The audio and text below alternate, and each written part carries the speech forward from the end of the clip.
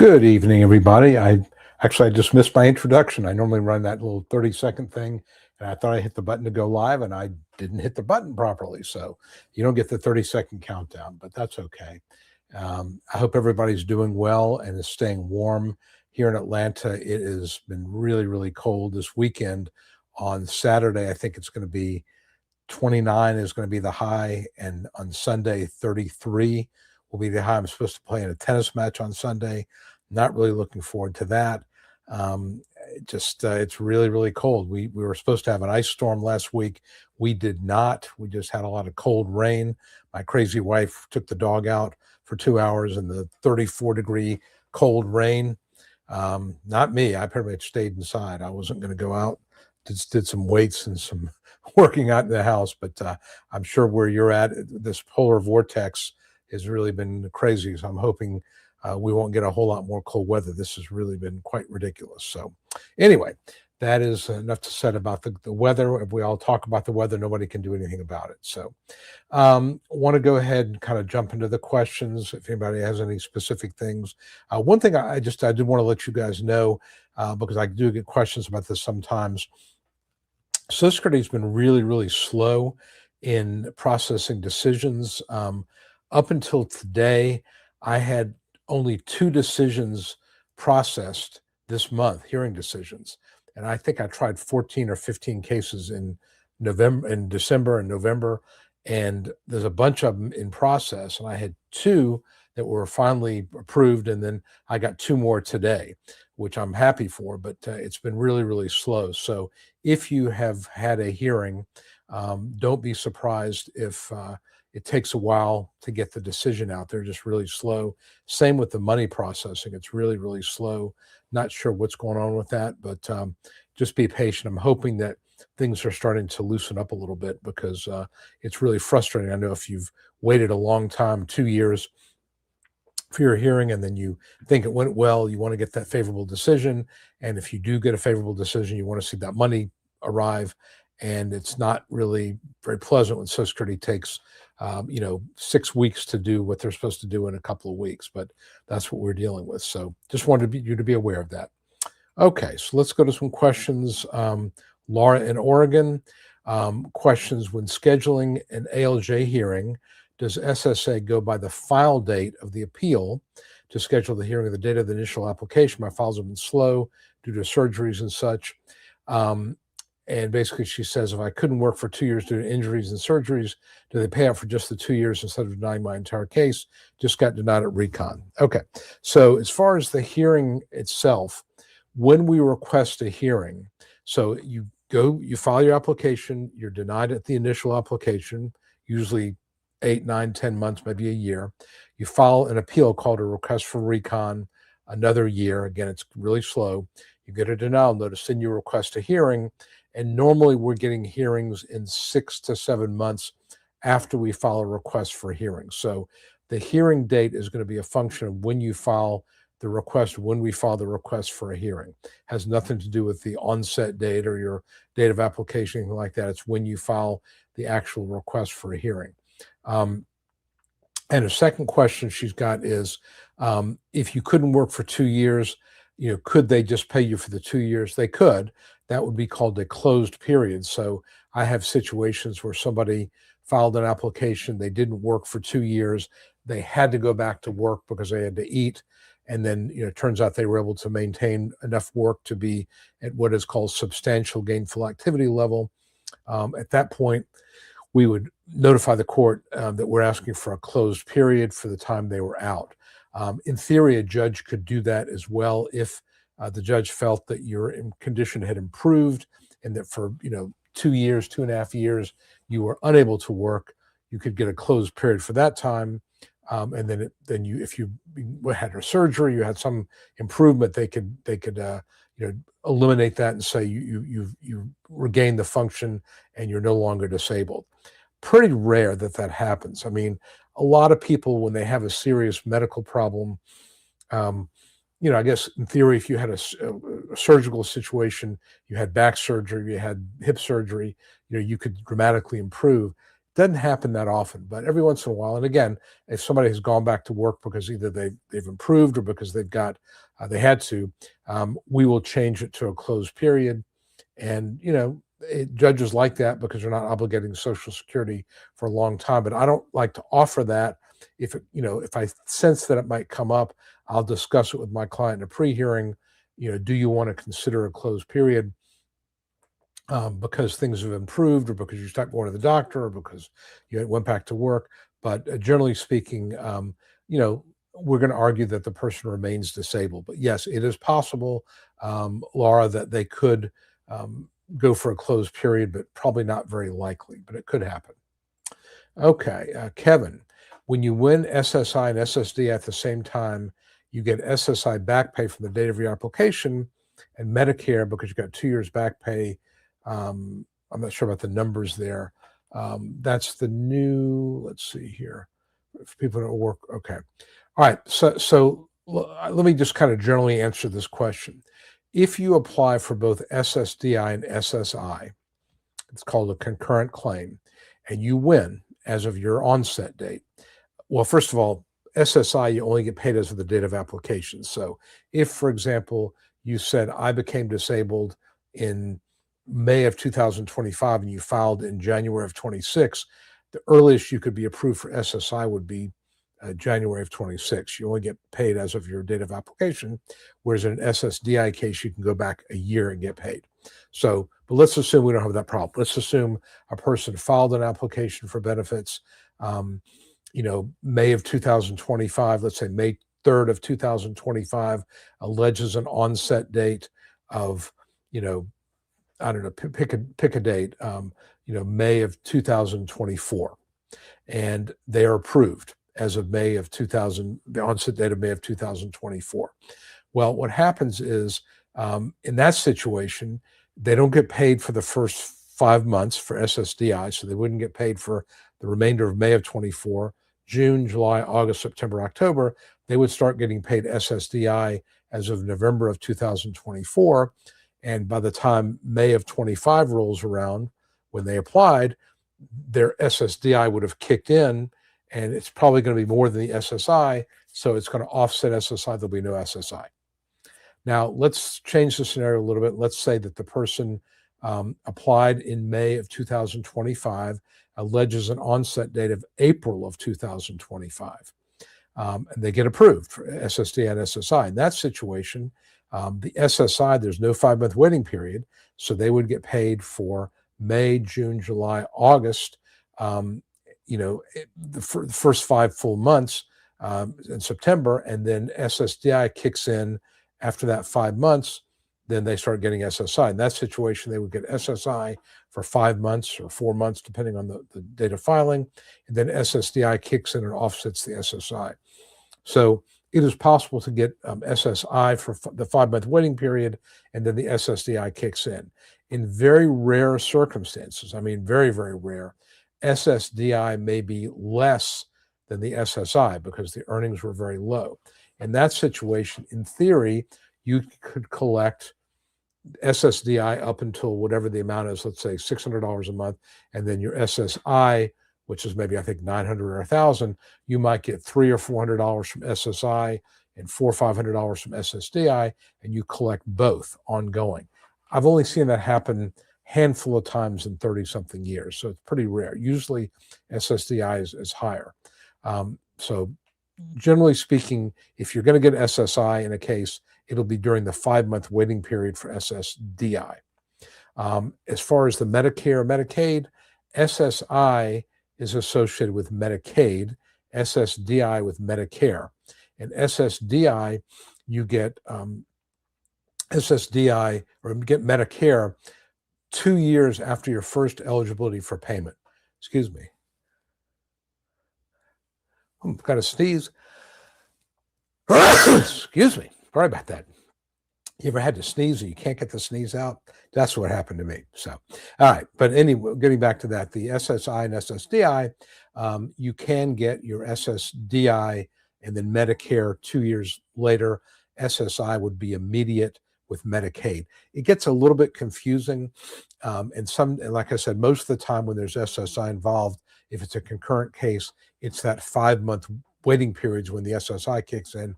So you might have Medicaid for 5 months, and then when the SSDI kicks in, it might eliminate your eligibility for Medicaid because of earnings, and then SSDI and Medicare kicks in 2 years later.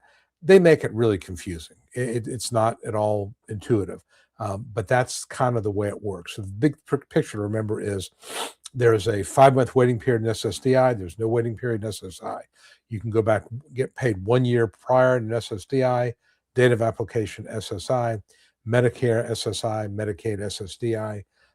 And other than that, it's just going to be kind of case by case. But it is very, very confusing, Kevin, but that's kind of the big picture rules. Okay.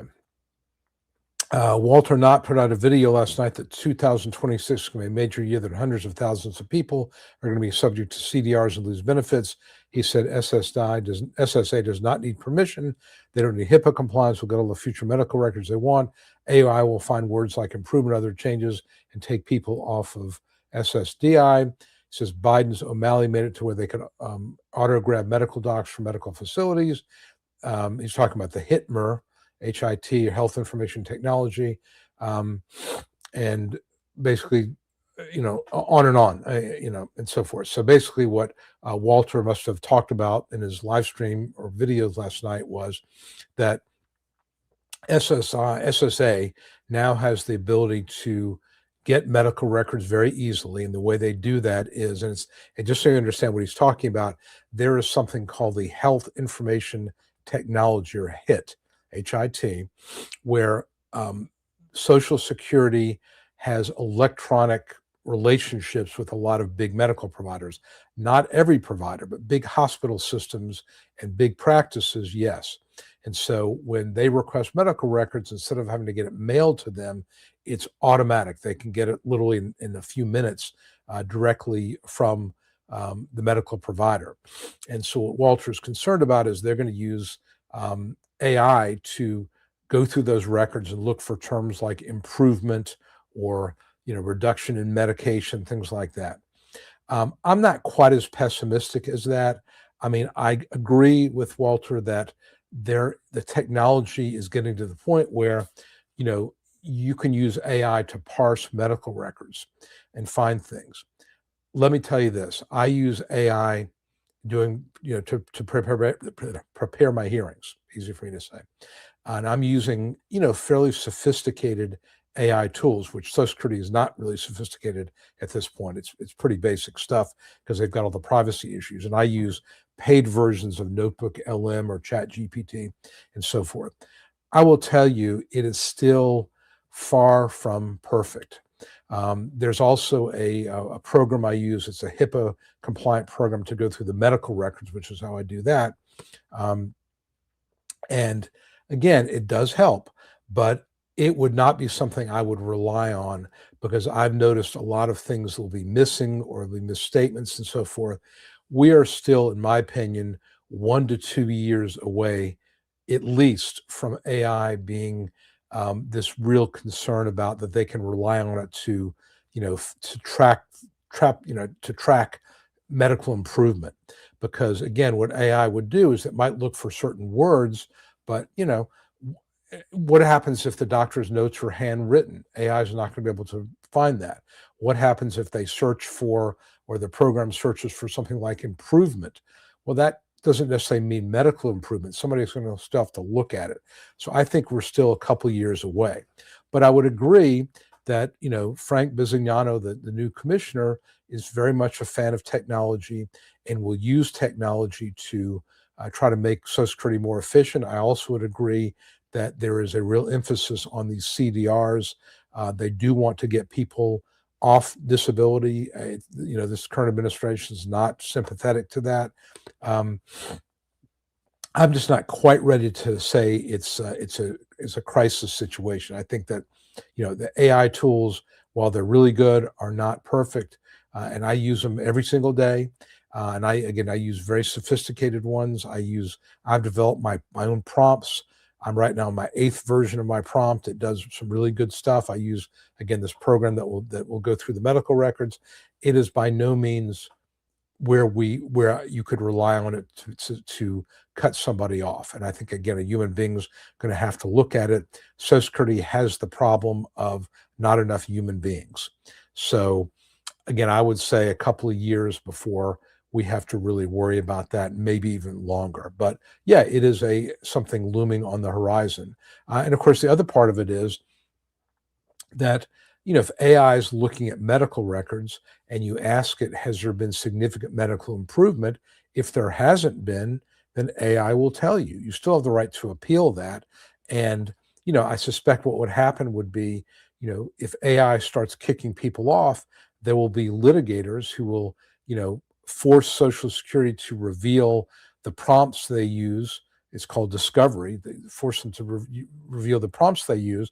And if the prompts are designed to, look for things that are really not representative of what's going on, I think there'll be, court cases that will prevent that. So, there's some guardrails in place. I think we're not quite at that point where it would be, time to panic. But, I agree that there's going to be some changes.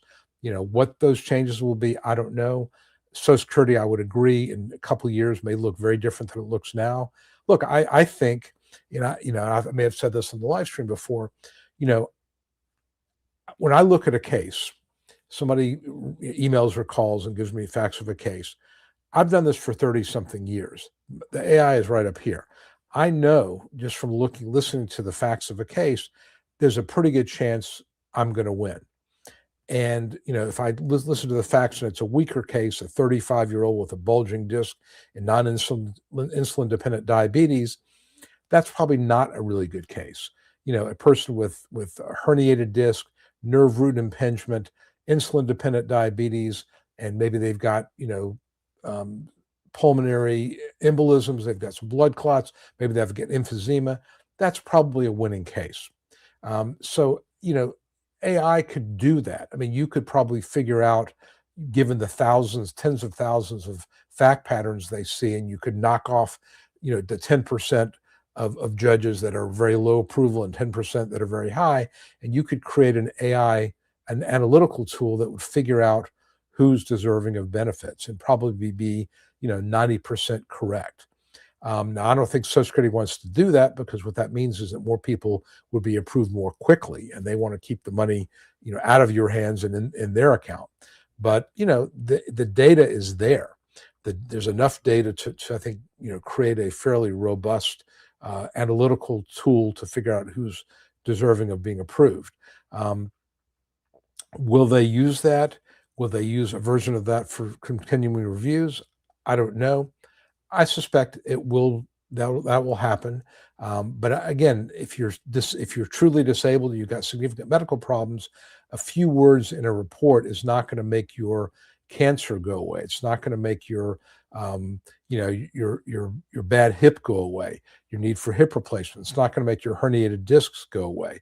You're still going to have the underlying problems.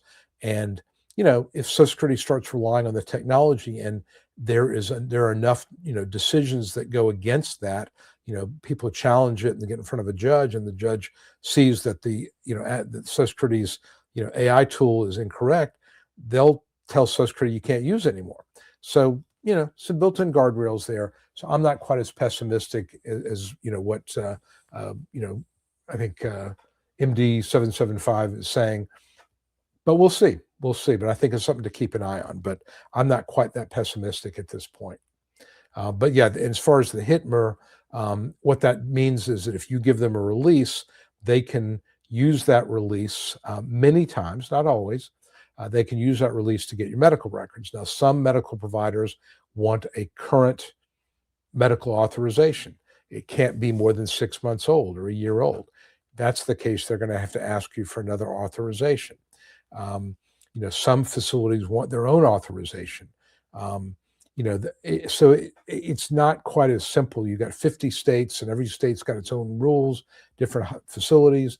There's a lot of privacy issues there. Hospitals do not want to get sued for HIPAA violations. So, it's not quite so simple as saying Social Security can get anything they want whenever they want it tomorrow. Not quite. not quite. It's not quite that simple. There's going to be some hoops they got to jump through, and again, the courts are going to be looking at it to make sure that there's a certain level of fairness. So yeah, we'll just have to see. But I do think that it could be some changes. Definitely do that. Again, you're saying that Walter says you can do this without the 827s. I don't think so. I disagree with that. I think you're going to have 827 is a medical release. I think you're going to have the medical release of some type. You can't just ask for medical records, again, unless there's some sort of a law that I'm not aware of that lets them do it. But I would think that there's got to be some sort of medical authorization there. Okay. Hakasad, one of our regulars. How much does an ALJ rely on the DDE in their adjudication of an appeal? If you're following an ALJ, I think appeal, what information should I include, et cetera, et cetera. Okay, so what he's talking about is when you file for your hearing and you go to a hearing, there are reports and analyses by the Social Security office, they call it the DDE or the DDS or there's any number of names for them, but this is the state agency that's made the decisions at initial and recon. And I look at those because, I try to find things I can use. And, the judge will say at the beginning of the hearing, I am not bound by any prior decisions. So point one is they're not bound by anything that the DDE does or DDS does. They will look at it sometimes. One of the things I look at it for is, did they make a determination of past work and what was the DOT code for past work? But again, a vocational expert might not use that DOT code. DOT stands for Dictionary of Occupational Titles. It's the job description from this book, which is outdated, last updated in the 1990s. You can see it at occupationalinfo.org, the DOT or Dictionary of Occupational Titles. I look at it to see what they came up with, and a lot of times it's the same thing that the vocational witness uses. And I also look to see, did the DDS give me something I can use? Did they find, for example, that my client's claimed impairments were severe? And that is step 2 of the sequential evaluation process. So in my briefs, I will make note the DDS found, the state agency found these 5 conditions as severe, and ask the judge to take notice of it. And many times they will. They don't have to, but many times they will. The other thing I would tell you is that the DDS, at least for now, and this is going to change as things, kind of progress over time, but many of these cases when the DDS got them, the look back was 15 years, not 5 years.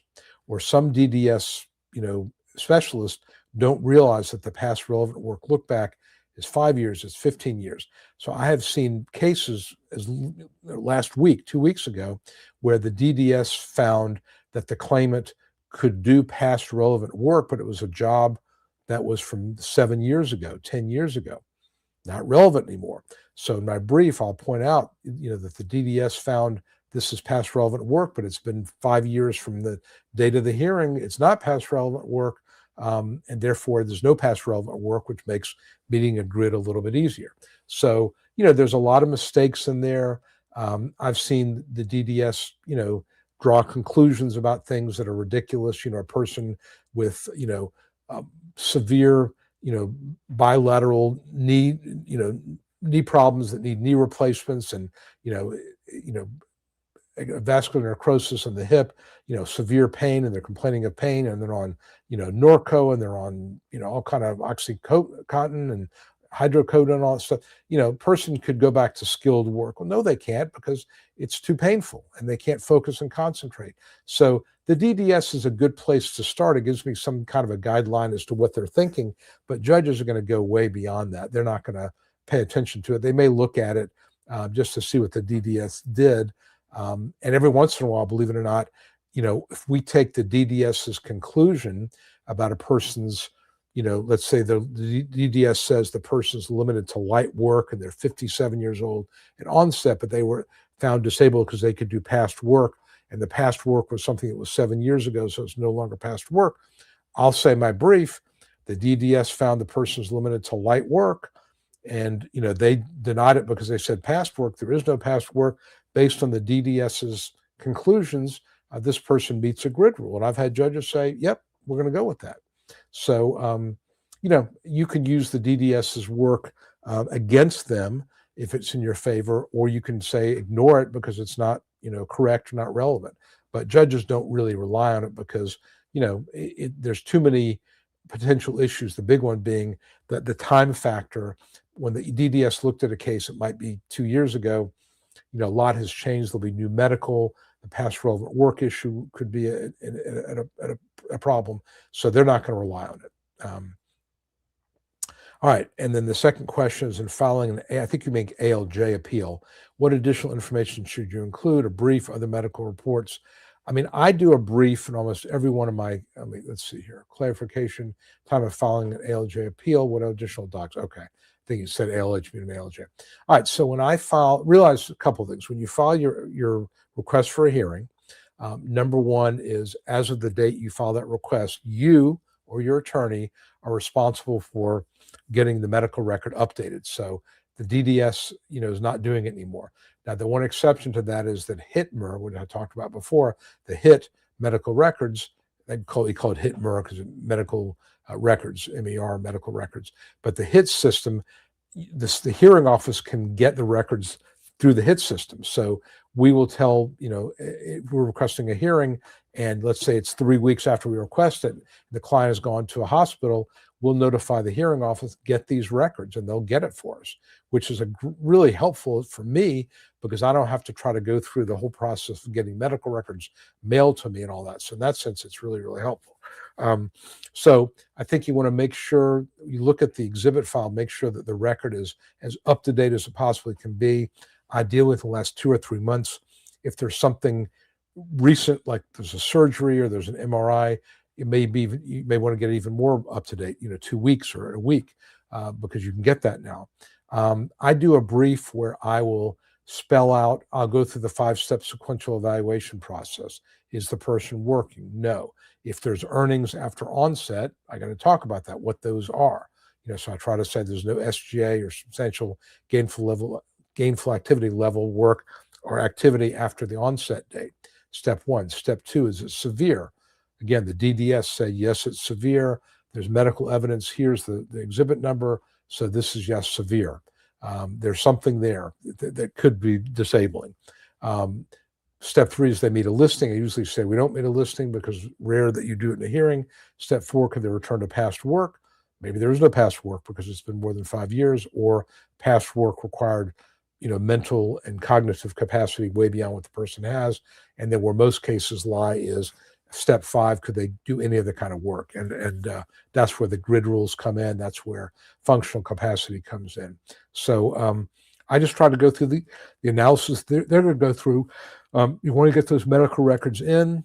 I think that get them in sooner rather than later. No reason to wait for a hearing date. Just get them in, and get that brief in as soon as you can if you're going to do that, and let Social Security look at it. I mean, I'm right now about 3 weeks ahead of my briefs. I got briefs done for cases at the end of the month. I'm thrilled about that because now there's a better chance that the judge might decide to approve my case without me going to a hearing at all. So I'm really focusing on that. My New Year's resolution to get my briefs done way, way early. And again, some of the AI tools I'm using help me with that a good bit. Okay. Hits for life. Just saw an ALJ for the 4th time. Unbelievable.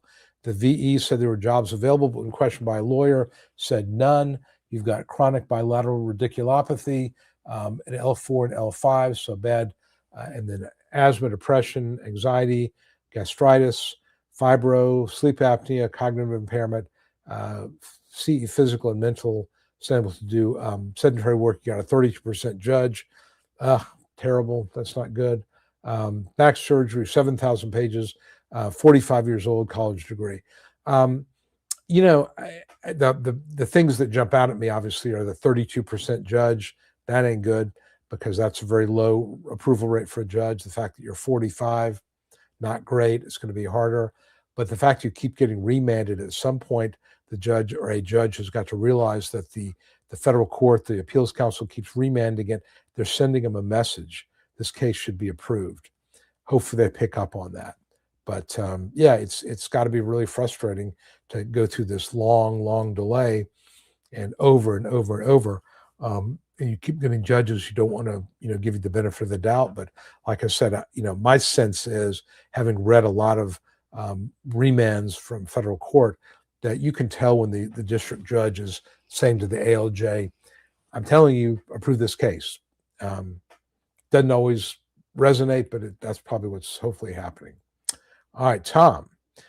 Yes, I did get that information. Tom is one of my clients. Yeah, we can, and basically what he sent me was, he's got ulcerative colitis, obviously is what he was telling us here, not revealing anything.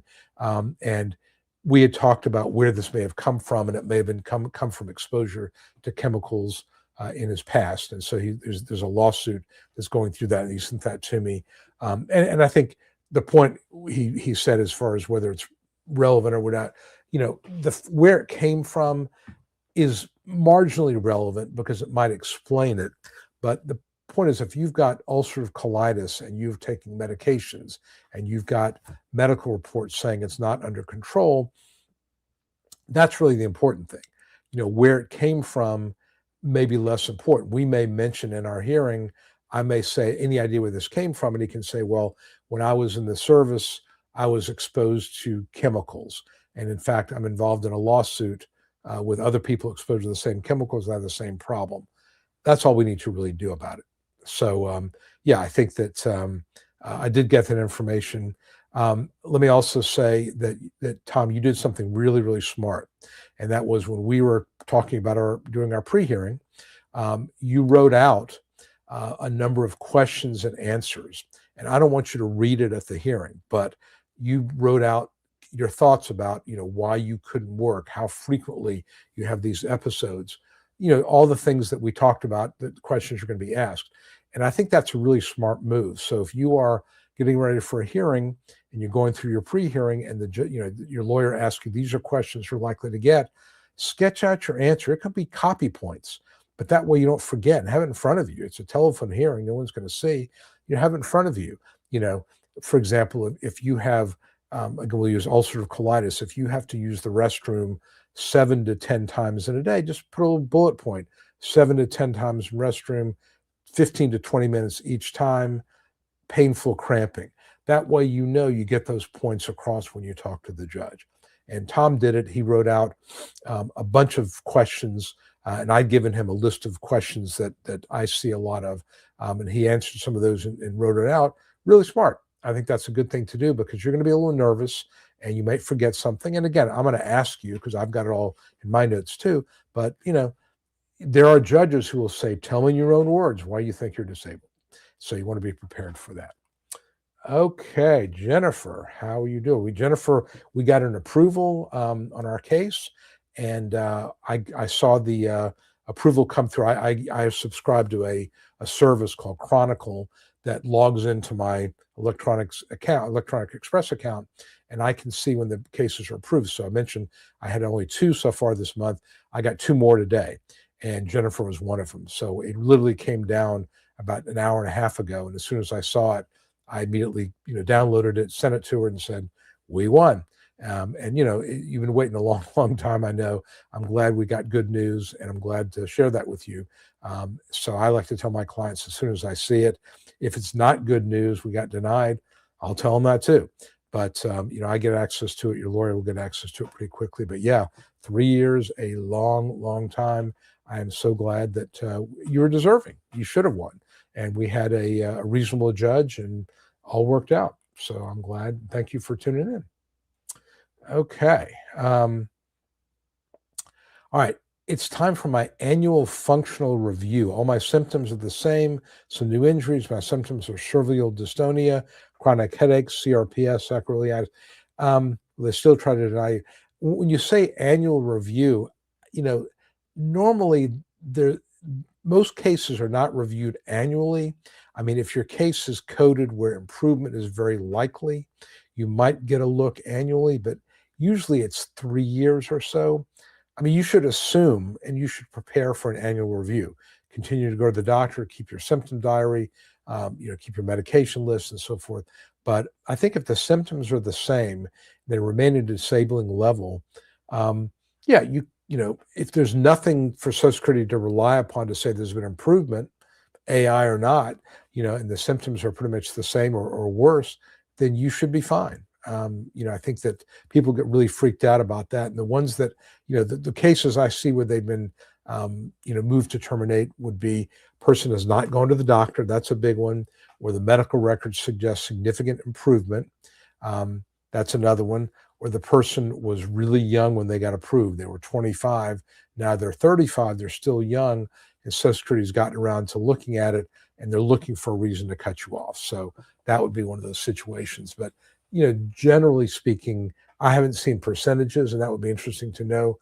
But I don't get the sense, up until now at least, that a huge percentage of people are being cut off, especially if you haven't worked and that you're going to the doctor, the medical record's pretty much the same.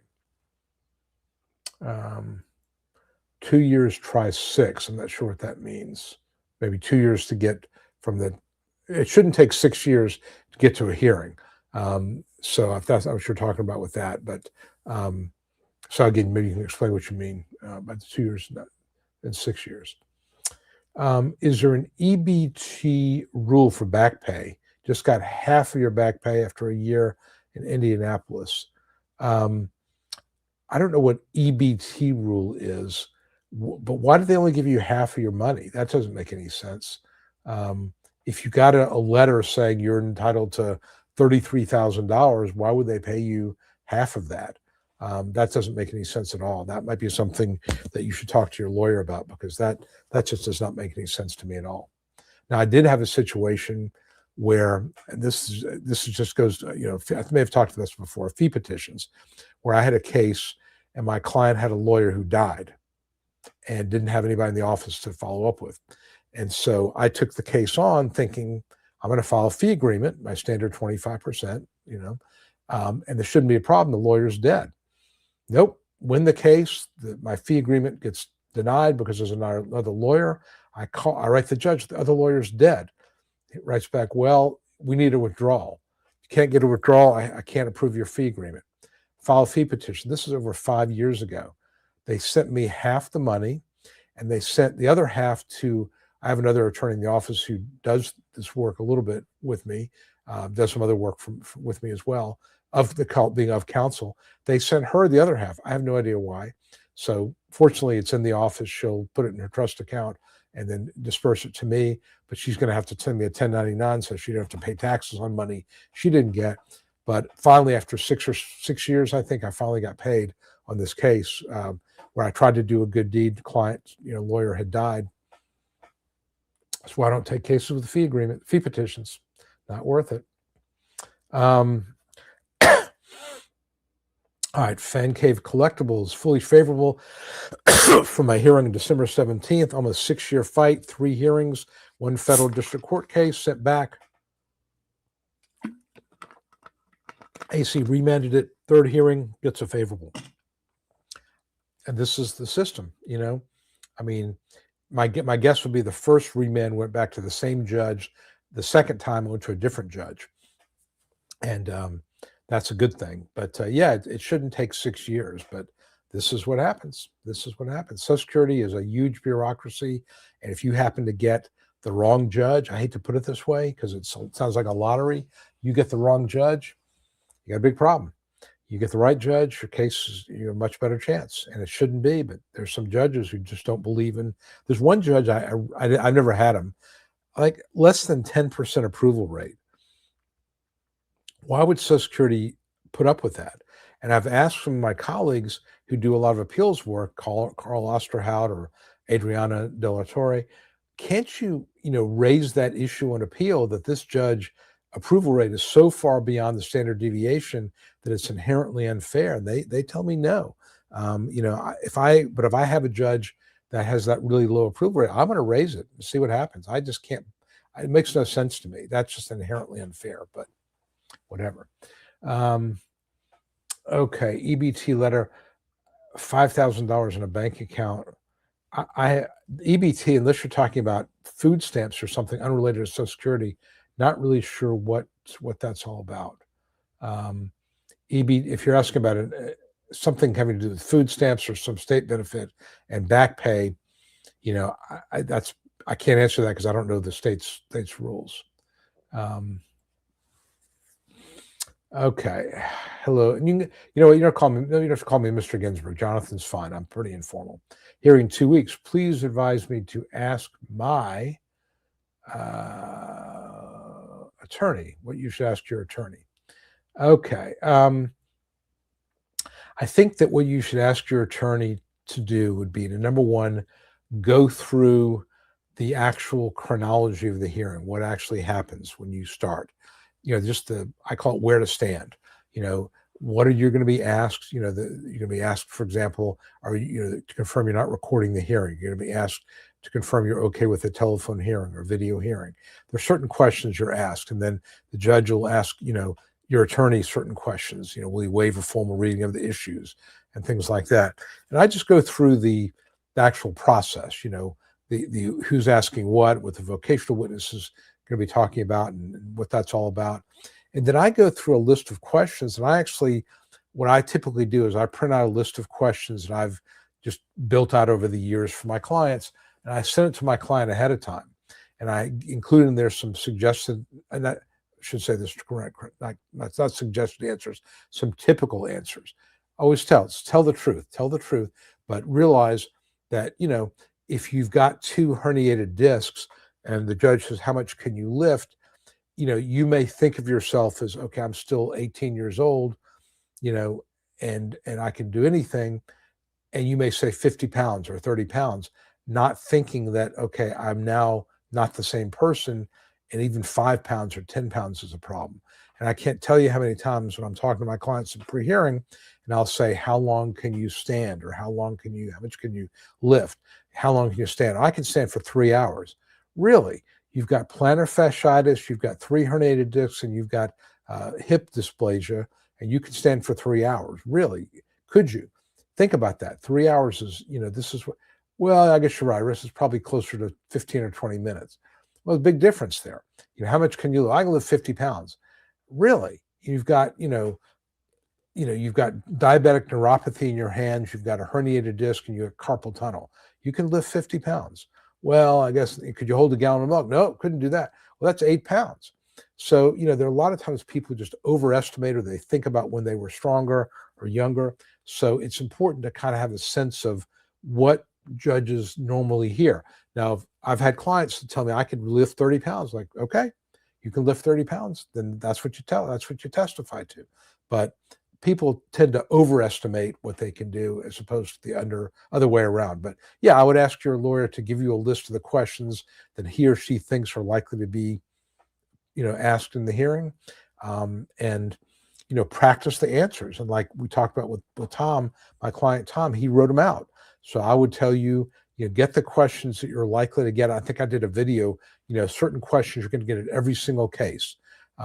Look for that video on my YouTube channel and just write out your answer to it. You're going to be asked about your past work, what you did, how much you had to lift, how physical it was, how mentally demanding it was. So be prepared for that. You're going to be asked about your medications. You need to know what they are, what the side effects are, what they treat, and are they effective? You need to know what your main medical issues are. Is it back disc issues? Is it depression? Is it fibromyalgia? Is it, some sort of an organ problem, cardiac problem, liver, lungs? You need to know those things. And really, I would even tell you, put them in order of severity and be able to talk about the specific functional issues that arise from those medical problems. So you're not just saying, oh, I have a congestive heart failure. What does that mean? Does it mean you're limited in terms of how far you can walk and you get out of breath and you need to lie down during the day? These are the things you need to talk to your lawyer about, making sure that you get those questions so that you know how to answer them and practice with your lawyer and see what the lawyer says.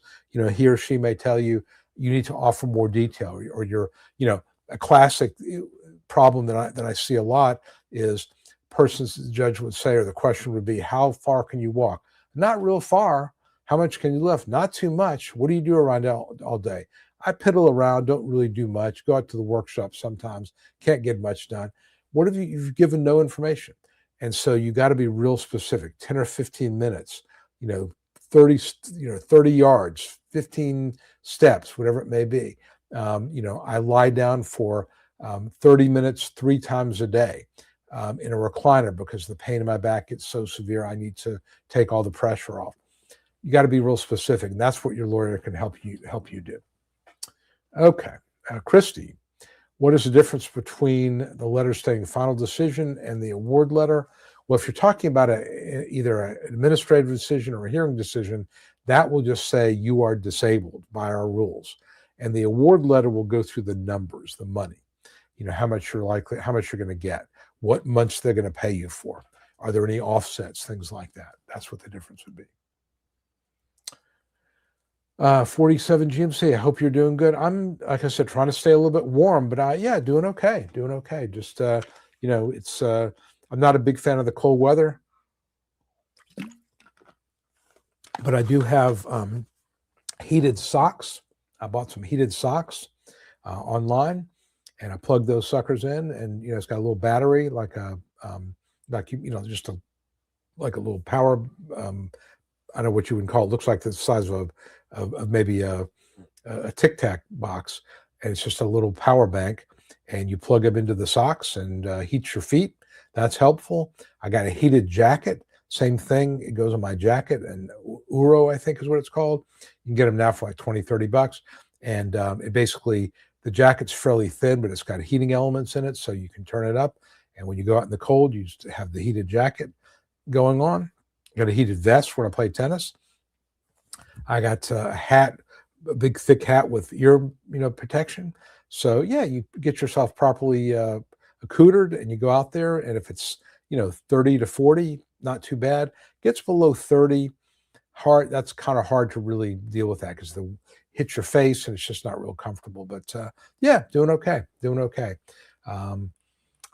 Just having a great time with my grandbaby, who's about 2.5, and every day something new, and playing a lot of tennis and writing a lot of briefs and trying a lot of cases and winning a lot of cases and doing my live stream. And what else is there? So all's good.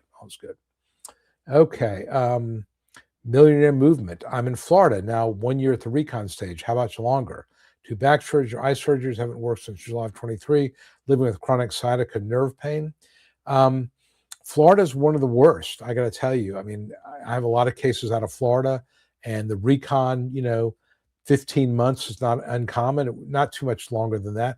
What I would do, quite frankly, is I'd look up your senators. I think it's Senator Scott, and let me see the Florida senators. It is Rick Scott and Ashley Moody. Go to their website, one or the other, not both, but go to one or the other, and you'll see it says help with a federal agency. And you fill out the form and basically say, I applied for Social Security disability, whatever date. It took X number of months before I got a denial. I filed my reconsideration in January of 2025. It has been a year. I'm not hearing anything. This is causing a lot of hardship, and it's taking way too long. Can you find out what's going on in my case? And believe it or not, that will get your case processed. I'm not going to say approved. You'll get a decision, good, bad, or indifferent. But yeah, when you get to that point, you're a customer for the politicians. You're a voter. And if they help you, by getting your case, a decision in your case, you're going to tell your friends and relatives, hey, Rick Scott helped me with this. I may not agree with Rick Scott politically. He's a Republican, I'm a Democrat, or whatever it may be, or he's a Democrat, I'm a Republican. Rick Scott happens to be a Republican. I may not agree with him, but you know what? He helped me, so I'm going to vote for him. Or I would, I think he's somebody you should consider. That's what they want. And how hard is it for them? They just have one of their staff people write a letter. Social Security, they get a letter from a member of a senator. They jump up and they deal with it right away. It's a win-win for everybody. So yeah, I would do that. Okay. All right. So this is the person who asked about being reviewed. She has a spinal cord stimulator, which is not really helping much. And what that is, if you don't know, they implant this thing. It's like it's like it's what it is, a stimulator. It's got electrical connections, and they attach it to nerves, I guess to the nerves in your back, and it sends out pulses. And what it does is it overstimulates the nerve so that the nerve does not conduct pain impulses. And so people who have chronic pain that are not otherwise surgical candidates, you flood the nerves where there's pain with signal, and so it doesn't process the signal and it relieves the pain. Um, it's not a perfect remedy. It can help a little bit. It's usually done, a spinal cord stimulator done when there is, no surgical option anymore, and you don't want to go with medications, or the medications aren't real helpful. It's just another way to address pain. I think it's, kind of an imperfect way of doing it. I've never met anybody who basically had spinal cord stimulator and it restored their function. It basically might make the pain a little bit less, but it's not going to solve the problem. So again, if you're at that level, I don't think you're going to get reversed. They're not going to cut you off, I don't think. Okay, so this is the question about EBT. I'm thinking, let's just see, make sure I'm EBT in,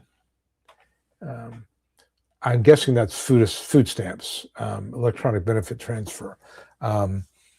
So I don't know, what the rules are as far as qualifying for food stamps, whether you having too much money in your account disqualifies you. That's kind of a state law question.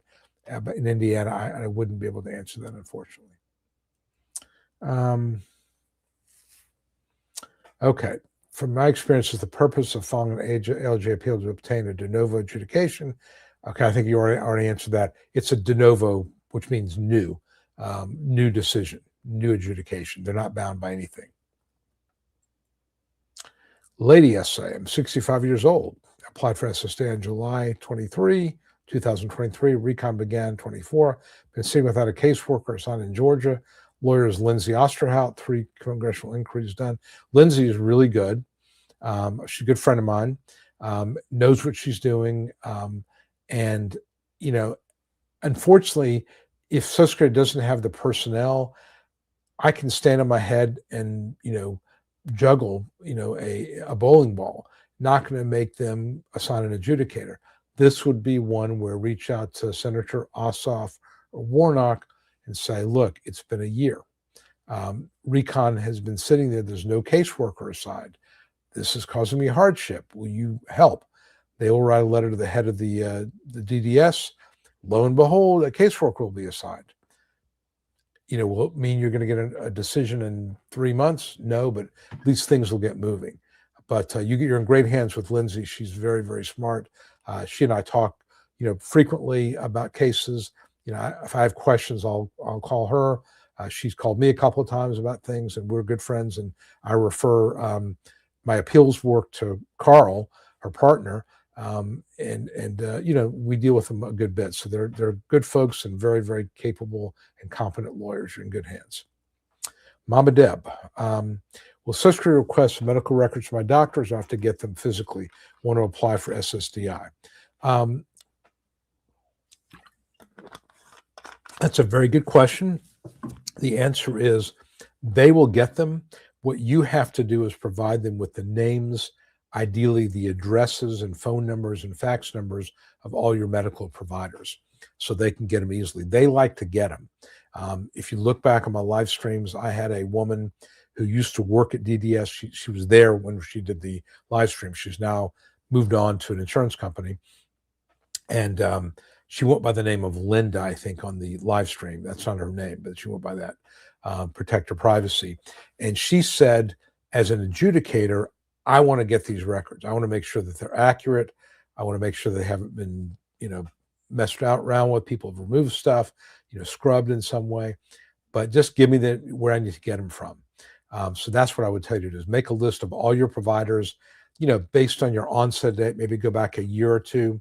And anybody you've seen, within a couple of years of your onset, make a list.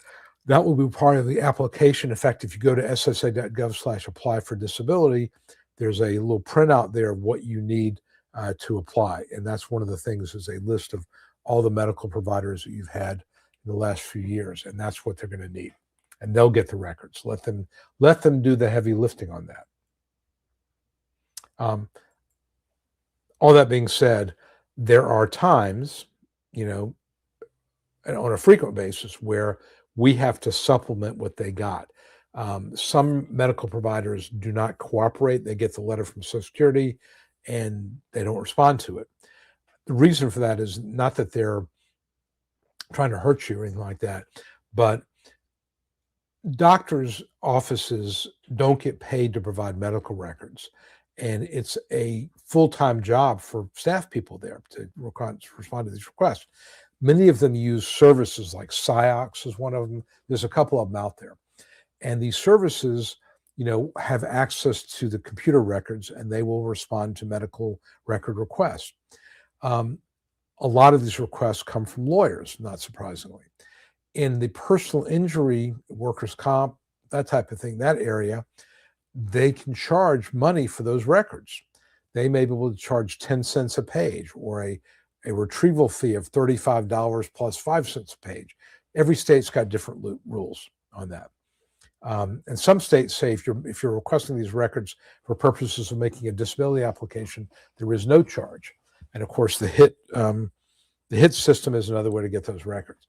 My point is that sometimes you send a record request, Social Security sends a record request to a facility, let's say a cardiac practice, and they use SIOX.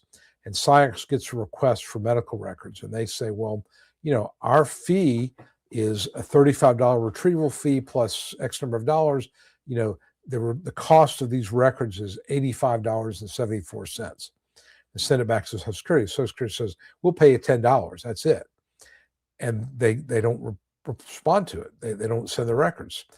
That can happen. So sometimes in those situations, we may have to go in as the lawyer and go to the patient portal and get the records. So, it would be nice if you as a claimant could look in real time to see what Social Security has. I can do that. I have access through Chronicle or through the ERE, the Electronic Records Express. I can see what records Social Security has obtained. I can see what they're having problems with. And so I can see pretty early on where there's a holdup, in which case I might go to the portal and get the records, or I might call the client and say, you need to tell your doctor to cooperate. Unfortunately, there's no way for you to do that. I wish there was, but there isn't. So, and to tell you to call the adjudicator and say, what are you not getting? You're not going to get through. So that's a problem. But, I don't think it's a mistake for you to have your own copies of these records. Keep them available and let the adjudicator know you've got them, so that if they need your help in getting those records uploaded, you can do so. But you don't generally have to do it by yourself. Okay. Kiana Minnie, I hope everybody's doing well. I have a question. I submitted my short form CDR, which is like 5 questions, and just received a letter saying they do not need to review my case at this time. Will they continue sending CDR? So basically, what Kiana said was she got a short form. They sent it in. Social Security says, we're not going to take this any further. You remain on benefits. You may get another 3 years, 5 years. It just kind of depends. Part of it is how your file is coded. Is medical improvement, likely. Some of it's kind of random. So you probably will be reviewed in the future, but it probably will be 3 or 4 years from now. Oh, okay. T-Bond, it's been quite a while since I've been here. Yes, I do remember you from last year. Hope everybody had nice holidays. Thank you. My question is regarding back pay. If they claim they overpaid SSI, which did not receive, how long will it take me to pay the portion that they're holding? So if they overpaid me for SSI, the only thing I'm thinking is at the beginning, maybe you applied for SSI and they paid you some SSI. It turns out you weren't eligible for it. what I would do is there is a form. Let me see if I can get you the form number. To repay. Where you can ask for an installment payment or a waiver. I think it's form SSA 632. Just look up Social Security Disability Overpay requests for waiver or request for payment plan, and in Google or something, and it'll come up. I think it's form 632. And at that point, you just fill that in. You can ask for a waiver. Let's see, I'm just looking at it real quick here.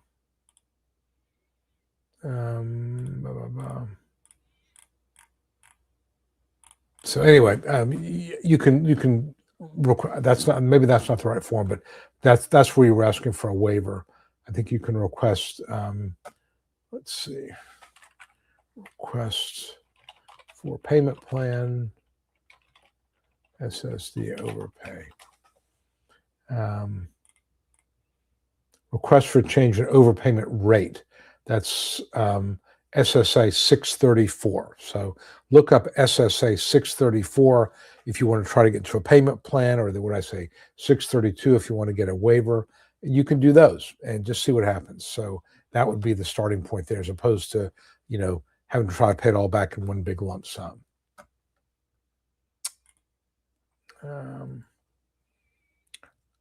Florida rate of Fed. My wife is currently SSDI. I'm retiring. Can she come in my retirement? If she comes, my Social Security, half my Social Security increase hers by 600. What's the process? You're asking about claiming and retirement Social Security, which I don't really do. I would tell you, that's something that there are people out there who do Social Security consulting. Maybe your CPA can do it, but I know there are people out there who do consulting with that. That would be who I would ask about that. I don't deal with claiming issues in retirement Social Security. It's just beyond the scope of what I do. You could ask like ChatGPT or something, but again, you got to be careful because it may or may not be correct. But I would try to find somebody who does retirement planning. In my opinion, it's better to apply in person or by phone. I'm already getting early retirement, so I can't apply online. Only take an early, think I'd still be working. I think phone is going to be better than in person, because trying to get an appointment is going to be really, really hard.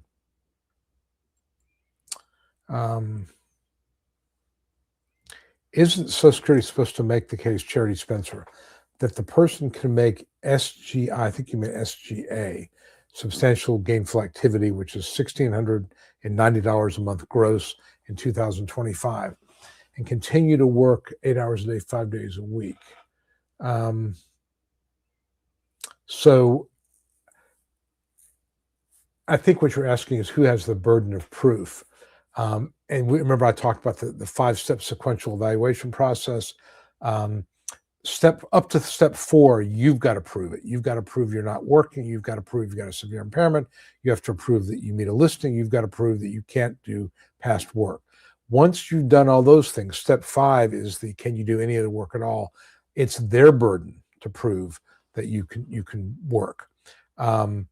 So yeah, they're going to basically argue that your medical evidence and that the language they use in unfavorable decisions is the same one they're going to use in an administrative denial, that your allegations of impairment are not entirely consistent with the medical record. The medical record suggests that you have the capacity to do some sort of a simple entry-level warm body job, 8 hours a day, 5 days a week. So that's typically what they're going to argue.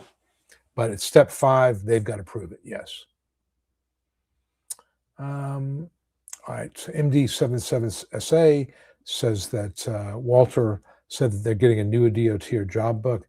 Again, there has been a lot of talk about this. They spent a lot of money. The one thing they have done is they recognize there are other sources other than the DOT.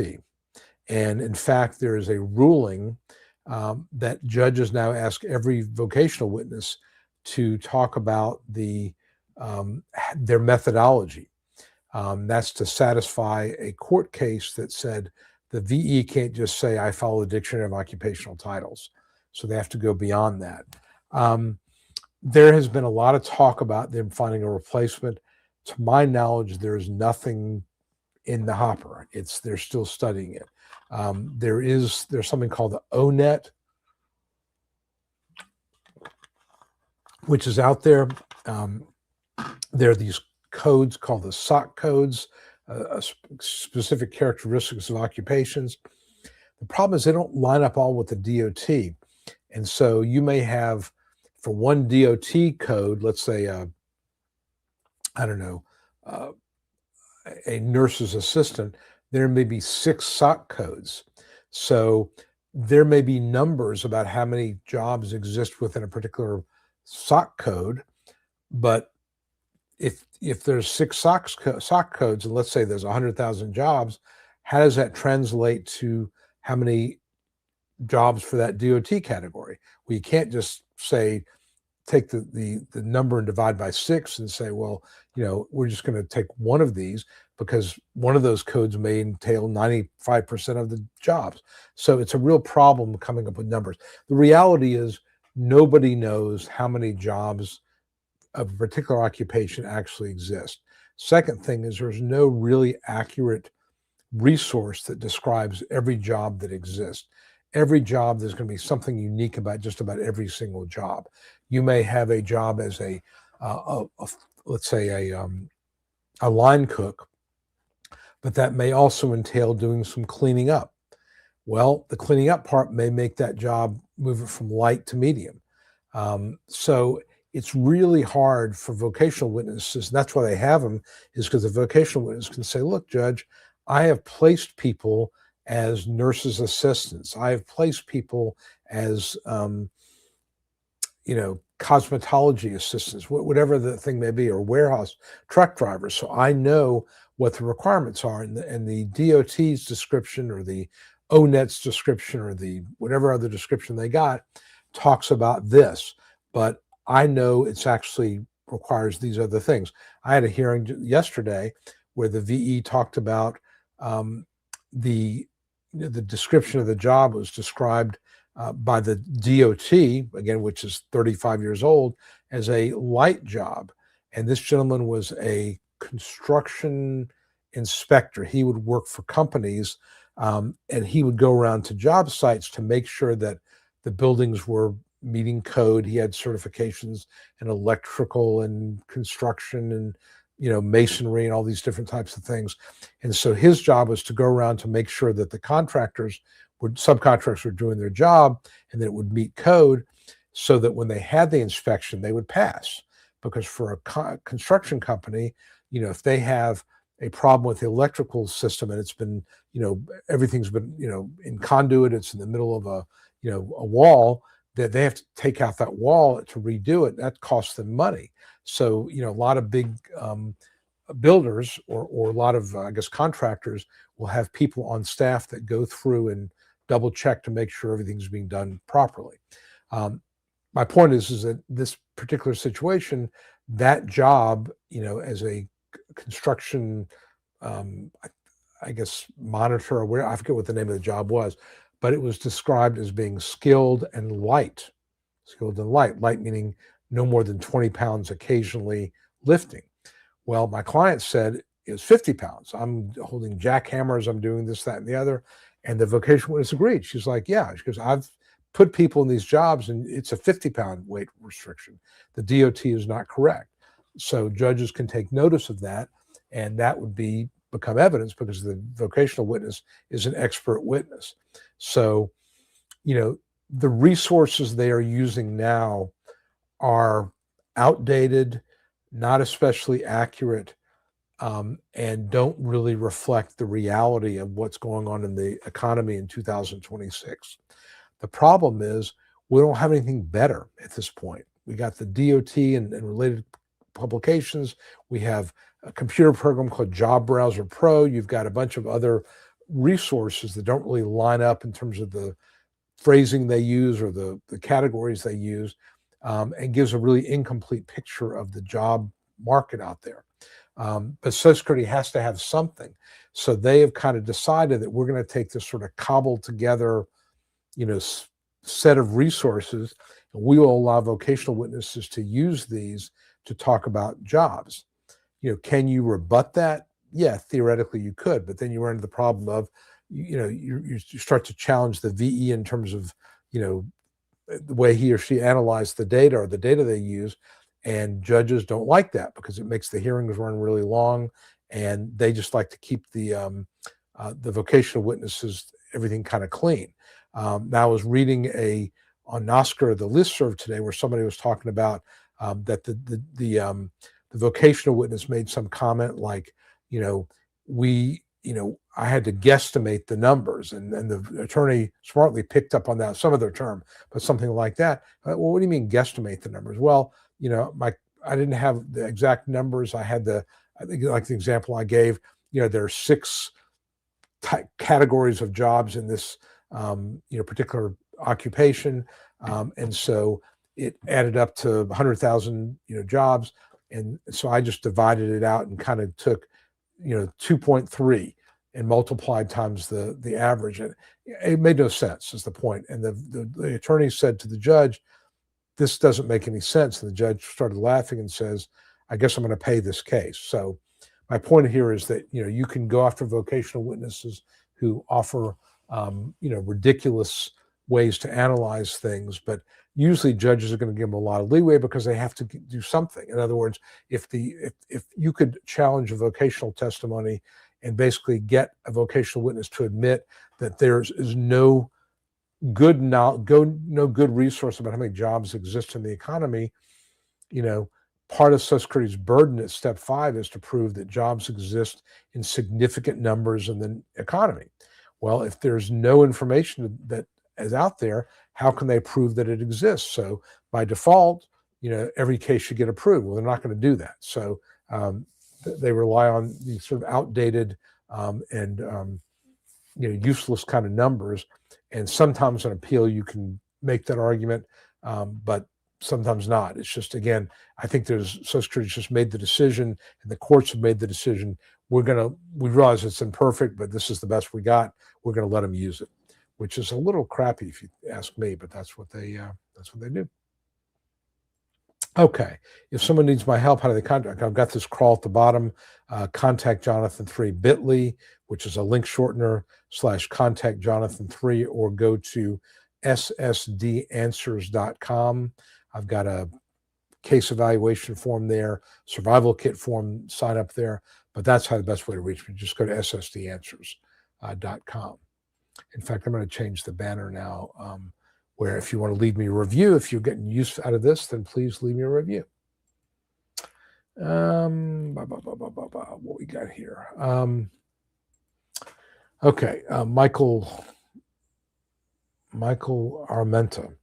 Does SSDI make any distinction between central sleep apnea, where you stop breathing and your oxygen plummets, and obstructive sleep apnea?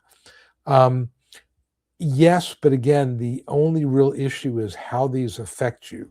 And sleep apnea, the overall universe of sleep apnea is going to make, generally speaking, your sleep will be non-restorative, which translates to focus and concentration problems, which translates to you're not going to be able to do anything but unskilled work. That's how I look at it. So when I see severe sleep apnea,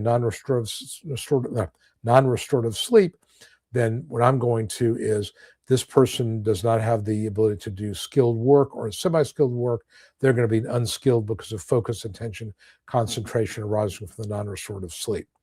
Now, the central sleep apnea, when you stop breathing, that might cause other problems, because obviously loss of oxygen to the brain could cause more significant cognitive issues. So I think that, if you want to argue that it's more than just arguably eliminating skilled work, and there's something beyond that, you're going to need medical evidence to that effect. Your doctor, sleep doctor or general practitioner or neurologist, needs to say that having central sleep apnea could cause permanent brain damage. It can cause, a much higher level of difficulty with focus, attention, and concentration. It can cause mood swings, whatever it may be. And that's the reason why I would have trouble working. So it's a more serious condition in addition to the non-restorative sleep, but you have to have medical evidence to prove that. MD says, my approval at initial did not specify a time frame. Yeah, it's pretty normal. I don't normally see it either. As I understand it, and I've not been able to verify this, but that every file has got a code on it. Not a secret code, but there's certain code letters that you may see on letters that are sent to you. Certain codes that basically say this is a 3-year review, a 5-year review, or a 7-year review. And I have not actually seen the codes and been able to interpret it. I have a friend of mine who claims that he's been able to do that. I've not been able to get him to show me how it works. So I'm just going to go with there probably are codes someplace. Where they are, how you get a hold of them, I don't know. Whether you could ask the adjudicator for that information, I don't know. Whether you could contact your congressperson and say, I need to know what kind of review schedule I'm on. Can you find out? Maybe they can find out for you. So that's what I would tell you. All right. So Mark Benson says, got a hearing on February 19th. Main condition is sleep apnea, both obstructive and central. The last sleep study says the apnea is not controlled by the BiPAP. And AHI, which is a measurement of I guess, in the sleep apnea world, not exactly sure what it is 99, which I'm guessing is not a good thing. So, like I said, I would, you got to take to the next step and find out what that means in terms of your functioning. It's not controlled. We know that. We can assume some non-restorative sleep. Beyond that, what does it mean? That's what you got to get an answer to. That's where your doctor can be a big help to you. Or look on the Mayo Clinic website, look on ChatGPT, look on Google. What does it mean? Let's just plug this in right now. Okay, what are the functional issues that arise from central sleep apnea? Okay, so this is just a question I'm asking Google. Severe fragmentation of sleep architecture, which means, very poor sleep, no REM sleep. Cardiovascular stress, which you might not have with general sleep apnea, obstructive sleep apnea.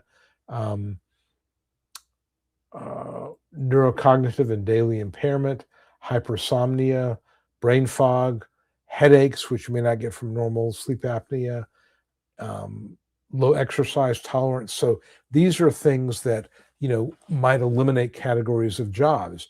Again, the headaches might make it hard to deal with bright light, or might, again, cause more absences. Low exercise tolerance might limit you physically, even to the point of a grid rule situation. Daytime sleepiness, you're not going to be able to work around hazardous equipment or moving machinery or unprotected heights. That's what I'm talking about. That's what you got to take that. You take the diagnosis of the medical problems and you translate that into specific functional limitations, ideally with a blessing from your doctor letter or statement or something to that effect. That would be very, very helpful, I think. Okay. Charity says, I have a lot of help each week. I've been told it seems on mental health not being considered a full neuropsych, and it said severe mental health. Recently got ASD. Again, mental health is hard because it is invisible.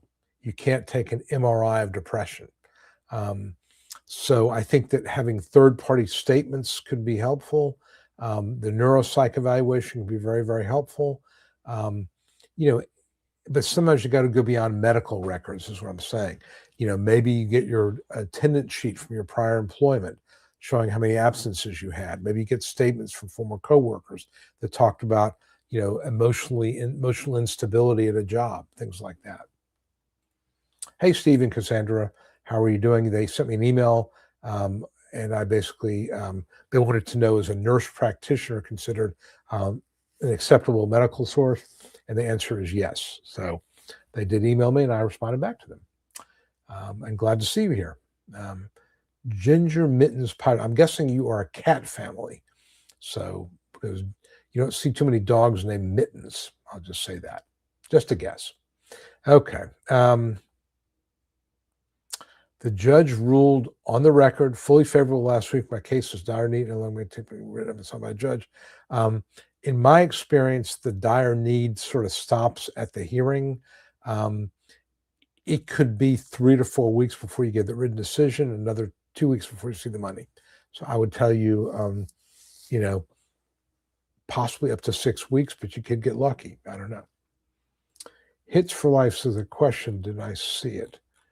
I thought I did talk about that. You were the person who had the ALJ for the 4th time.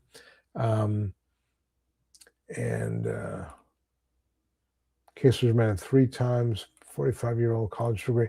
I kind of gave you my thoughts on that, big picture is that when something's remanded 4 times, usually the appeals counsel or the district court is giving the judge, ALJ, a message like, we keep remanding because we want you to approve it. But if you have a low-paid judge, the judge may not care. You got to just keep fighting it. There's really no other way. I can't give anything else to tell you other than doing what you're doing. But if you get more functional capacity evaluation statements from the doctor, that could be helpful. But otherwise, it's just a real struggle, and it's unfortunate that you have to go through this. Can I explain what happens in a review for mental health? I assume you're talking about a continuing disability review. Do you speak to SSA to review paperwork? Generally, they just review paperwork. They may send you some forms to fill out. And the real question they're going to ask, and I will tell you that mental health cases are the ones that they are reviewing more of those, because there's a perception in Congress that at some point in the past, Social Security was just handing out money willy-nilly to people with depression. And then a lot of people in Congress say it's a bunch of bunk. But people in Congress don't live the life that most people live. So, although John Fetterman certainly would know, he's the senator from Pennsylvania who actually, I think, had a psych hospitalization, still got elected. Interesting character, but a lot of them don't really care, I'm guessing. They're going to mostly review paperwork. I mean, unless you ask for a hearing, they're not going to call you. I mean, to talk to you about your case. I think they're going to, you talk to a judge at some point, but otherwise it's done by paperwork. For Maca Pickett, I think was just asking about, continuing review, and what she's saying is really no changes in her medical situation. Should she be concerned? And my thought is no. I'm trying to find a lawyer to place your non-legal fee representative. Most places, it seems they don't take SSI, only SSDI. Yeah, that's a problem, because the issue with SSI is there is not a lot of money in it, quite frankly. Many SSI cases are subject to offset because of household assets or household income, things like that. And it's just harder to find lawyers to do them. I've got one right now, 1 or 2 in my office, but I don't really take them either, just because you do the same work and you get paid $300 or $400. It's just not worth it. Just going to have to keep looking. I mean, there are going to be lawyers maybe who are a little newer at this that might take one. Again, legal aid can do certain stuff for you. Maybe go to NOSCR, NOSSCR.org.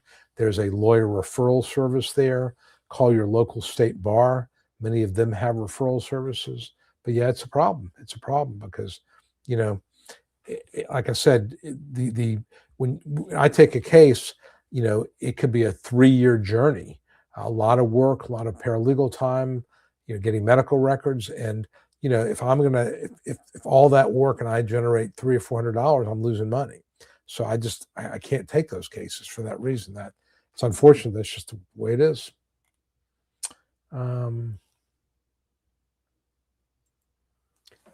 This got approved at 42, had to 3-year, move your onset date back. Yeah, sometimes they'll make you change the onset date to give you your approval. You got to make a decision about that. Is it worth it? How much money is at stake? All right. And Jody Maxwell says, I've been waiting for a court date, which is about 7 months. That's pretty typical.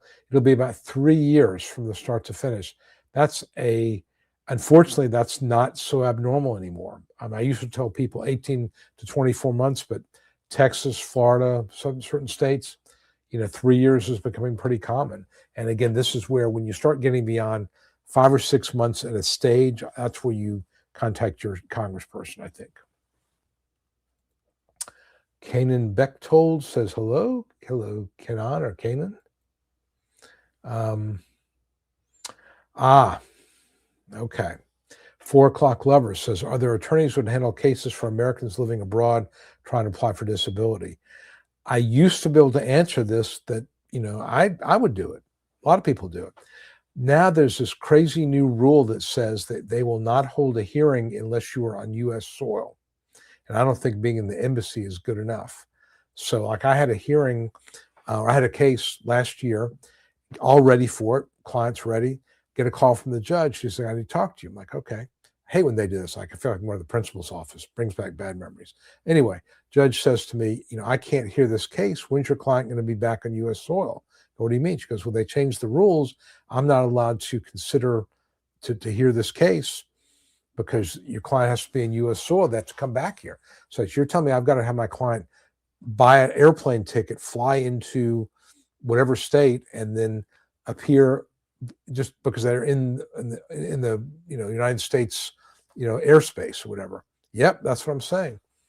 So what we ended up doing was I ended up basically just writing a brief and asking the judge to make a decision on the brief. I mean, that's what my client wanted to do.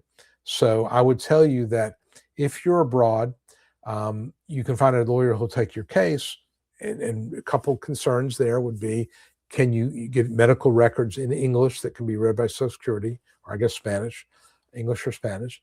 Are you getting ongoing treatment? Do you have something severe enough that's truly disabling? What is the job market there? Are you not able to work because you don't have the right kind of visa, or is it because of your medical problem? Let's say you get past all that. Then, if I took your case, you couldn't do a hearing unless you're willing to fly back to the States for a hearing. Unless they change that, that's what the rule is. But I just had it happen to me this month, so it's a crazy rule. Dimple says hello from Ohio. Hey, Dimple, how are you doing?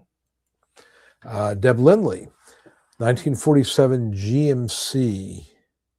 Okay. She's responding to 1947 GMC. For EBT or food stamps, SSDI back pay is not considered income. It's a resource counted 1 month. We must report this. Okay, so I don't know. I mean, Deb Lindley's always giving good information out, but again, you got to do your own due diligence. Got to do your own due diligence here. A Physique, you've changed your screen name. It used to be something else. TBI survivor, listening in, waiting and applying. My buddy got it for TBI, saying if I work at all, I'm going to be screwed. Can't afford not to work. I think that again, if you keep your earnings, somebody asked me this today. SGA is $1,690. If you keep your earnings around $1,500, which less than 20 grand a year, I don't think that's a huge problem. If let's say you earn $1,687 every month, it's going to look like income suppression. So I think that if you're going to work, you need to be far enough below SGA where it doesn't look like you're intentionally keeping your income numbers down.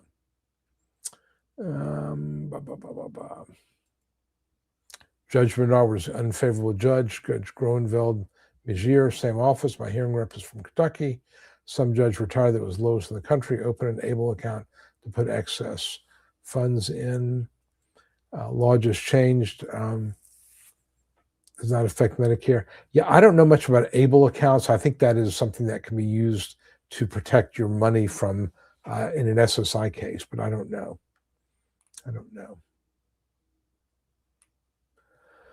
Okay. And Charity says, I used AI for mental health conditions, not be considered some potential lawyers. My providers echo their own words. My rep is not okay. It's only hard yeah, it's hard to get lawyer. That's correct. But I think the AI to summarize your medical will help. I mean, I'll sometimes do that. And again, I use a service that is HIPAA compliant. It's a paid service, but I put all the medical records in there and I'll get summaries. And I find that that's very, very helpful. So yeah.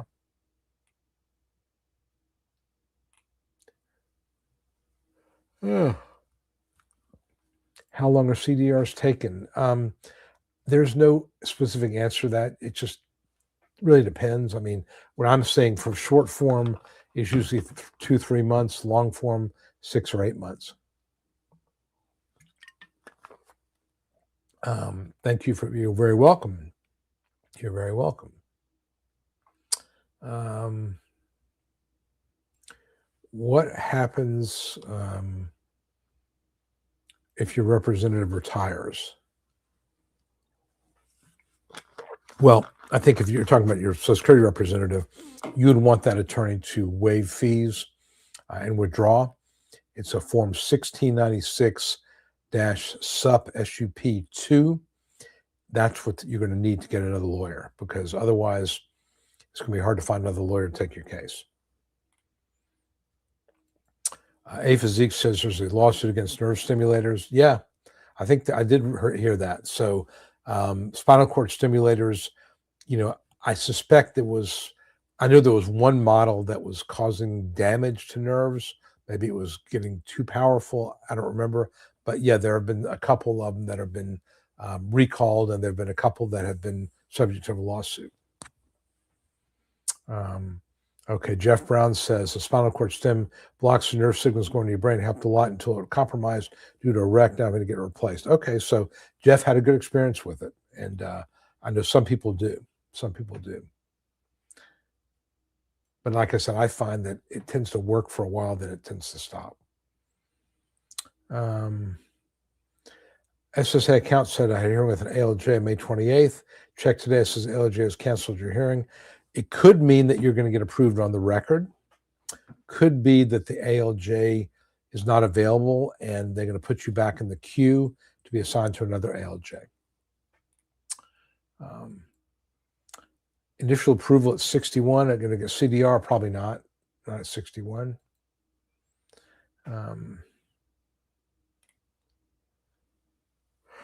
Okay, a lot of discussion between the people here, which is fine. Florida Raider fans says thank you. You're very welcome. Balance of the back pay, claiming they're holding an SSI overpayment, didn't receive SSI.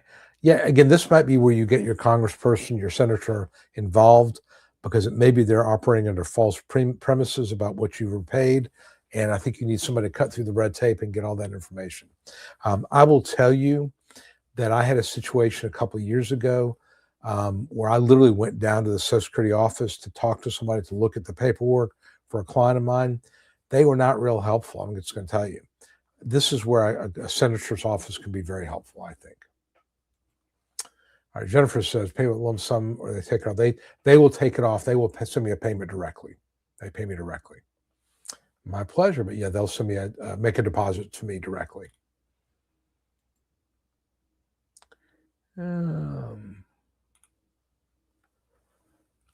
A Physique explaining close-head injury, traumatic brain injury, exacerbated pre-existing problem, which was not uncommon.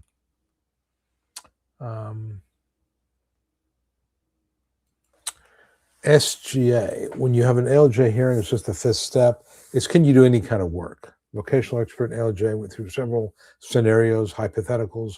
The VE said if you be work recluse, I was denied. Realize that the judge asked the VE 5 questions. One of those questions reflects what the judge considers to be your residual functional capacity. That means what is your capacity that is left over after we factor in all the medical problems. So one of those questions, there are 5 questions, one of them reflects what the judge is thinking. A lot of judges will always ask about the off task or about excessive absences. So they don't have to buy that question. They can ask other questions. They just do it to make the claimant feel better or to save time. So obviously the judge took one of those questions, and that's for the basis for the denial.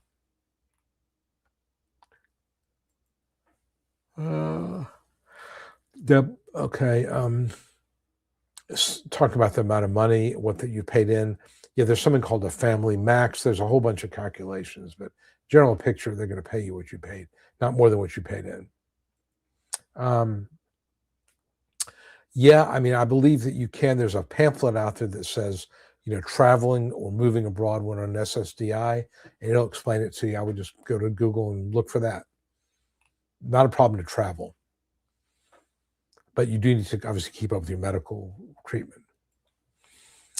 Flynn Howard, I've got a VA rating of 100%, permanent total for mental at 70, both knees at 40 each, 20 for neck and back, 25 wondering what's worth filing. Honestly, the 25 is what would concern me. That's really hard to win at 25. Even if you're at 70%, even 100% disabled isn't going to bind Social Security in any way. I just think that an otherwise healthy person at 25 with some chronic medical issues and some VA ratings, I'm not sure that's a recipe for an approval. So I would probably tell you to keep working as long as you can. This is, not, the odds are not great. You'll find a lawyer to take your case, but realistically, it's going to be a real uphill battle.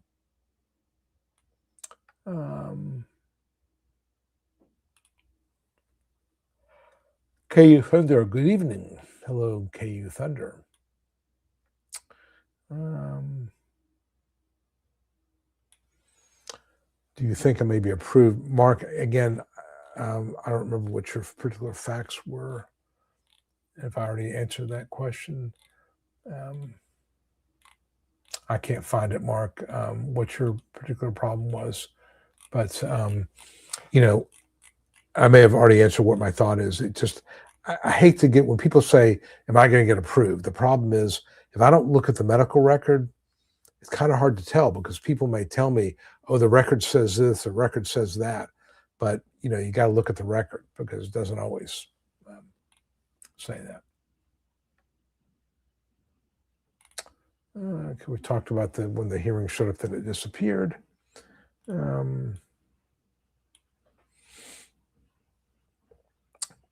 Okay. Okay. Deb Lindley says, please consider liking, subscribing, and sharing. Yes, please do. Please check that, I guess, the bell to subscribe, and then, or maybe to receive notice of new episodes, and so hit the subscribe button. Yeah, I really appreciate that. I think you'll find this useful, and I will definitely appreciate that, because it does help me grow the channel. I'm trying to do a little bit of that.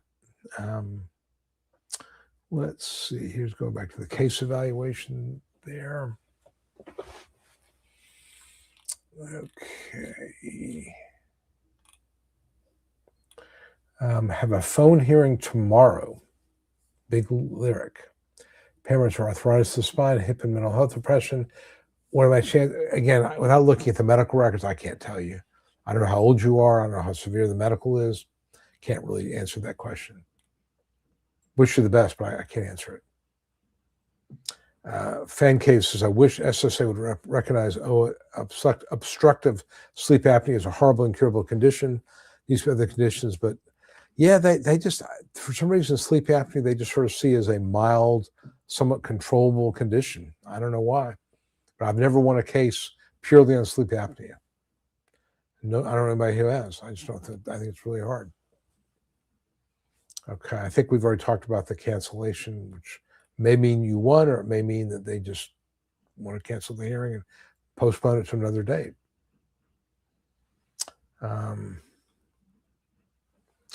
Okay, this is Deb Lindley answering somebody's question. Sherry, haven't worked since 2006 after the big PTSD incident. It exacerbated my conditions. Wasn't diagnosed with all of them yet. I'm in therapy for 19 years.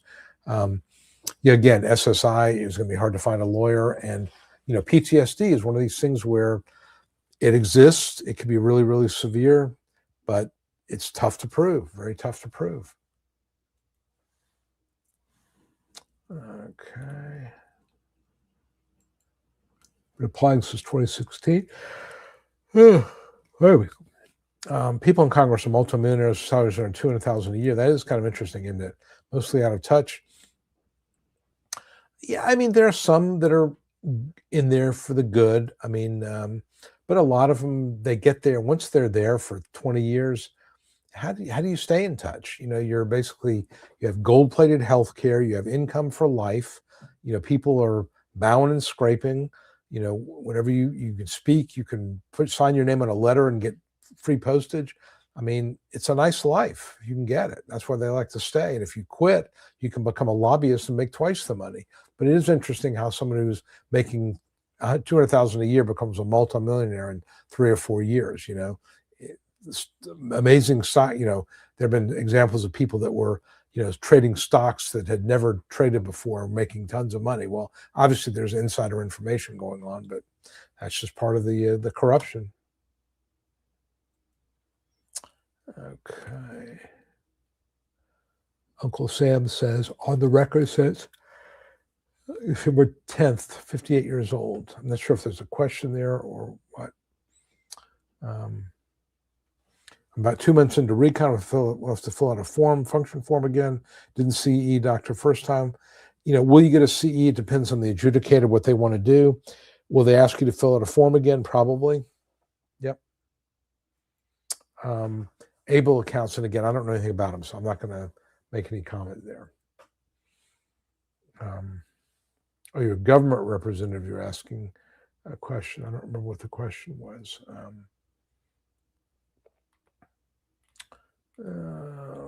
Charity.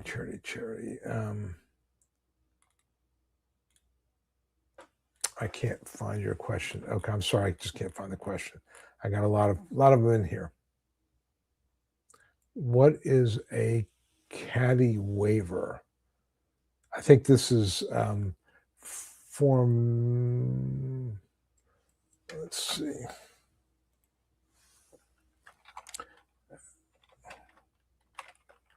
Form. Okay, request for waiver. I'll just show you my screen here.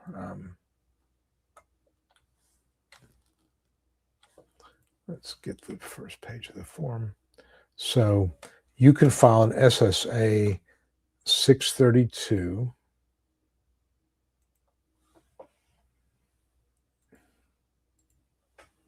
which is right here, which is called a request for a waiver of overpayment.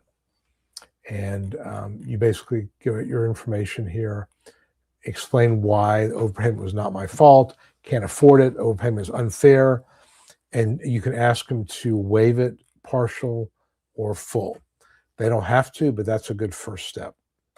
Then the other form is a 634, where you're asking for a payment plan, basically.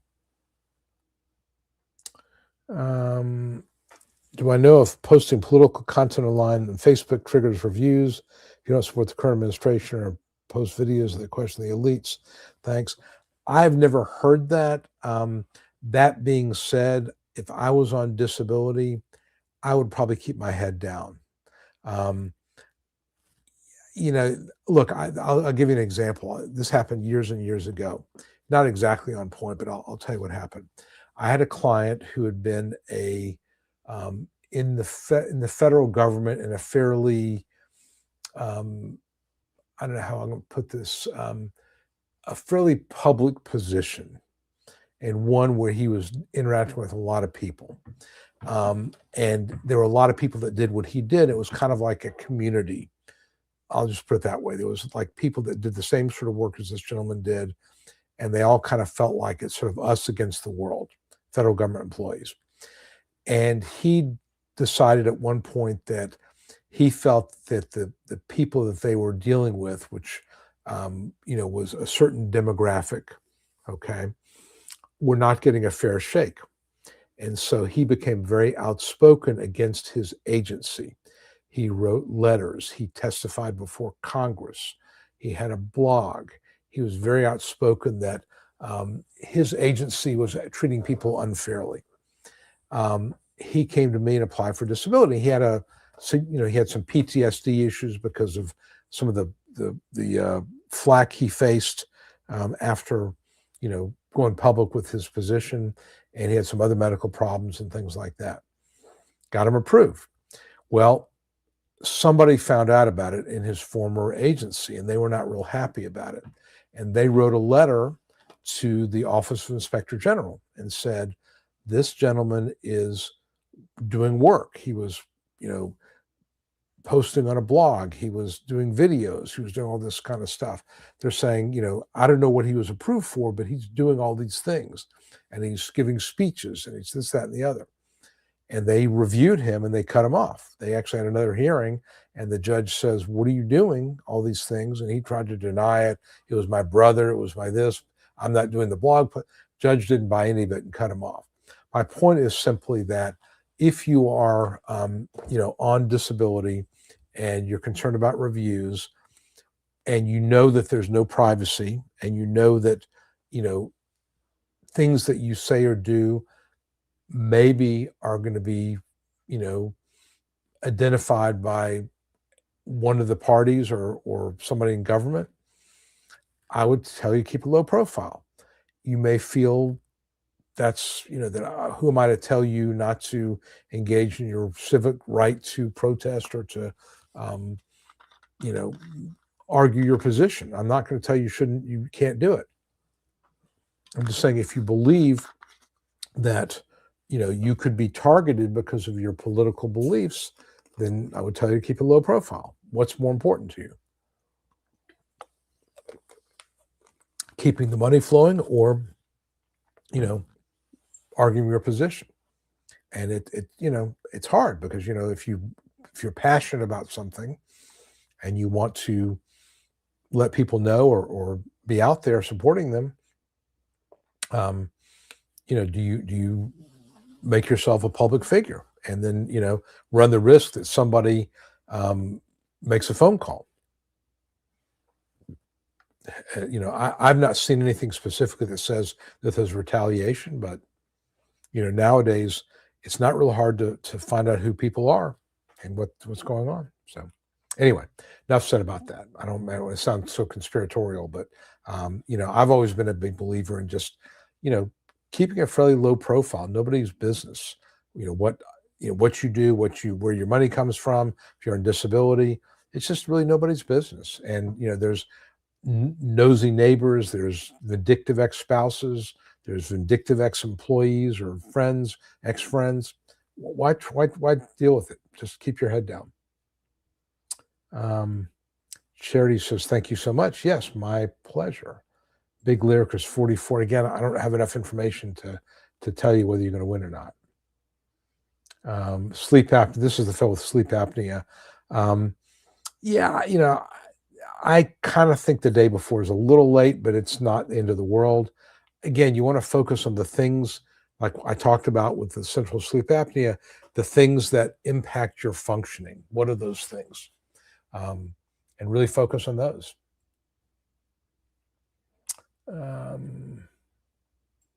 Okay, good question. When do you get your student loans forgiven? Let's see if I can give you some information about that. Student loan discharge for SSD disability. There's something called the total permanent disability discharge. And let me send you the link here. Just follow this link.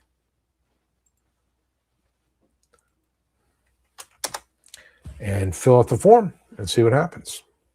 That's all you can do.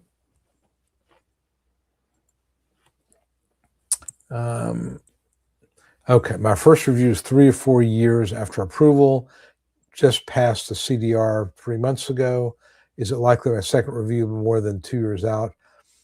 Probably more than 2 years, yeah. I would think it's probably going to be another 3 or 4 years at least.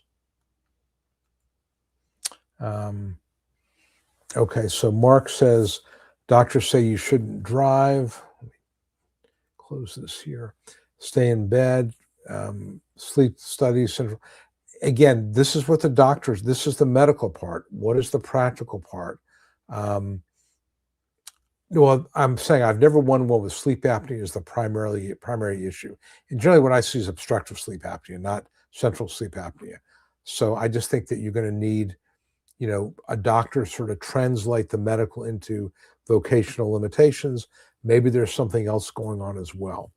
And so, I think if you've got an argument that this is so, and just stop for a minute and think about why you wouldn't be reliable at a job. If I said to you, Mark, here's a job, you're sitting at a table, you're putting ink pens in a box, 8 hours a day, 5 days a week. You got a pen, you stick it in a box. Got a pen, stick it in a box. Why couldn't you do that? What would happen? Would you fall asleep on the job? Would you not be able to come in some days? Can you get that documented? That's the trick of all this. Okay. Well, realize, aphysique, Social Security is now national because the hearings are done by phone or video. So I practice all over. I do cases in Florida all the time. I do cases in New York, Florida, California, Arizona. It doesn't matter. I'm national because most attorneys are do this because it's all done virtually now. Randy Cook. How about low vision, 63, working the job for 40 years? I think the long work history is definitely helpful. Low vision, you're going to need to really look at the listing and the listing for visual acuity. I think we talked about this last week, if I'm not mistaken, is listing 2. So I'll put the link in the comment section. So you want to look at listing 2 and ask your doctor to talk about whether you meet that listing. And that's the best way to win a vision case, I think. I'm at step 3 of the DDS Central Daily Living Form. I personally don't, because I don't know. I mean, it's your life. I mean, you know what you do during the day. I'll review it, but I don't fill out forms. I think they're evidence. My opinion is I can't create evidence. I mean, if I fill out a form and I get information wrong, how would I know what your activities of daily living are? So I think that that's something you really need to do. Your lawyer can look at it, but I don't think your lawyer should be filling it out. The waivers national, aphysique. Waivers national. It's not just Florida.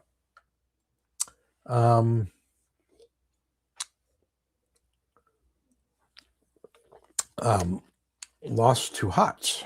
47, filed for SSDI online 2 months ago. Should I hire an attorney now and paperwork or do it myself? I would wait. I mean, you already filed the application. Honestly, wait and see what happens. If you get denied and need to file recon, talk to a lawyer at that point. I mean, recon, the odds of approval are not great. Certainly by hearing, I would, but many people, like I get hired a lot by people after their initial denial, and then they hire me to do the recon. But you could do the recon yourself. It's a 1-page form. So, like I said, when I'm hired, I can access the file electronically. I can see what's going on. That can be a little bit helpful. But I think at this point, I would wait for a decision. You've already applied. No reason to get a lawyer right now. There's not much a lawyer can do for you. As long as you make sure you've given Social Security the names and addresses of all your medical providers. That's the real key here.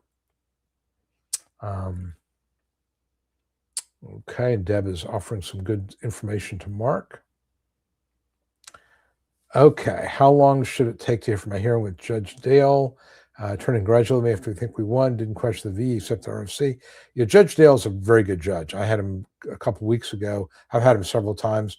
He's a very reasonable, pleasant, compassionate guy, and I think that he wants to do the right thing. So it's not him that's causing a delay, it's the writers. So it could be 3-6 weeks. But he was a good judge. You met the grid. Yeah, he's a good man. He's a good judge. Okay. Charity's government rep who asked for the claim. Yeah, I mean, it's hard to assume that people that work for Social Security are the right people to give you advice about a claim because they don't really deal with that much of it, and that person's retired. You're probably better off getting somebody who's in the field, whether it's a non-attorney rep. Go to NADR, N-A-D-R, I think it's .org. There's a lot of non-attorney reps at NADR who might take SSI cases, or NOSCR, NOSSCR.org. That may be another place to go. But I might check Nader and see what they've got, because you may find more non-attorney reps will handle SSI cases. Wish you to hire me early on. Does it as you're thinking you need an attorney? Yeah, please. Thank you. Thank you very much for that. I really appreciate that. And I'm glad you got a good result. Judge Dale, you know, great, good, really good. When I get him on a case, I know I'm going to get a fair hearing. Don't always win, but I know I'm going to have a fair hearing. That's what you want. Win most of them, but not everyone. If somebody waits till they get a denial, I mean, again, it's just up to you. I mean, if you already filed your application, wait and get your denial. And then you can either hire a lawyer to do the recon for you, or do the recon yourself and then hire a lawyer to do the hearing. I kind of like to get involved at recon, because that way I can make sure that, well, because I'll tell you what I do. It's exactly what I do. And you can do the same thing. No real secrets here. Is we have a process in our office where we continuously communicate with the adjudicator. We need to get these updated medical records. We need to get these updated medical records. We fax them, we email them, whatever we have to do. Let them do the work. Let them get all the medical records. And so if I get involved to do the recon, I can get that file put together by having them do it.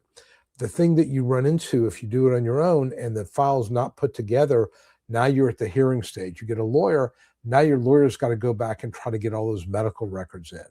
It can be difficult. It can be expensive to you if he's got to pay for them. Whereas if you did it at recon, it's done for free by Social Security. I'd say that's one reason. The second thing is I can see what's going on, so I know things are delayed. I can say, contact your congressperson. It just gives me a little more, a little more ammunition, I think, to work on a case. But I have plenty of people that hire me. I had people that hire me. I've got one coming up, a hearing coming up. Person has a hearing date and they hired me. So that happens too. I don't like that, but they'll do it. I can get prepared. It's just that the file is usually a mess, is the problem.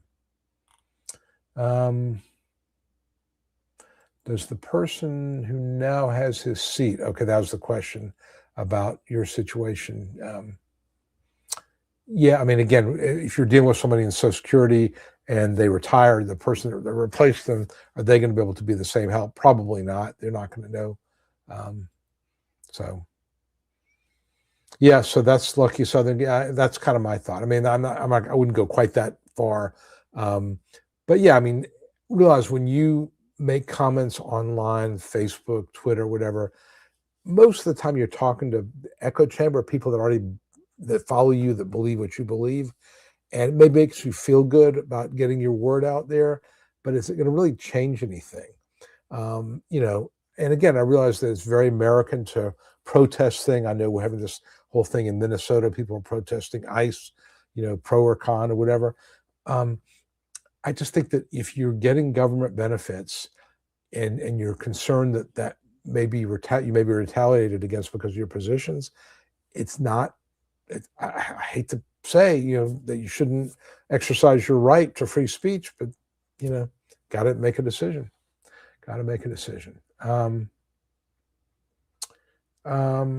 I filed for SSI and SSDI. I filed for this in October of 23. If they go back all the way back, yeah, they would pay you for SSI for up to 5 months, then SSDI. SSDI offsets SSI. So you're not going to get, double dip. That's what you're asking. Oh, not sure why my throat's so dry. Actually, when it gets cold, we actually have had to use a humidifier at night because it gets so dry, my house. Okay, got a message that, okay, all right, Charles, I think somebody reached out to you on that. I'm not sure what the incomplete part was. I think Christy is working on that, but I'll definitely, because I've got my notes, got your name sitting right here. I told her to check. She was sick. My paralegal, Christy, was sick a couple of days this week, but I'll make sure that we follow up on that because we don't want it incomplete. But I've got it sitting on my desk right here. Your name? Okay. Okay, easy call. I don't know what that means, but okay. Sounds good. Yeah, if you take getting short-term disability, There'll probably be no offset from Social Security, but you'll have to probably repay your disability, long-term disability character or carrier. Okay, we're getting close to 2 hours here, so I'm going to take a couple more. Okay, Charity lives in Minneapolis, not been quiet what's happening. It's inhumane what's happening here. Again, I think that if you go in the look, I mean, it's unfortunate that anybody who wants to protest something they think is wrong should feel that their life is at risk.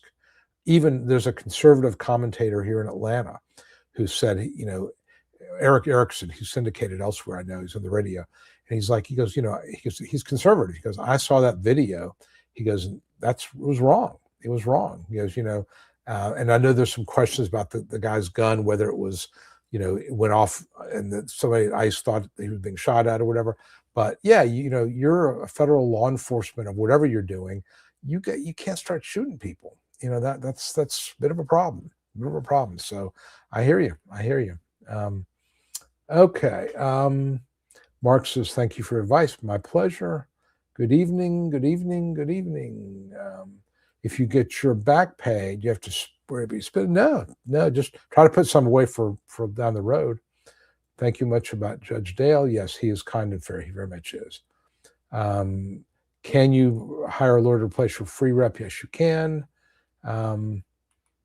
Okay, and this will be, do you think Social Security's affect immigration? I don't think so. I think it's two different agencies.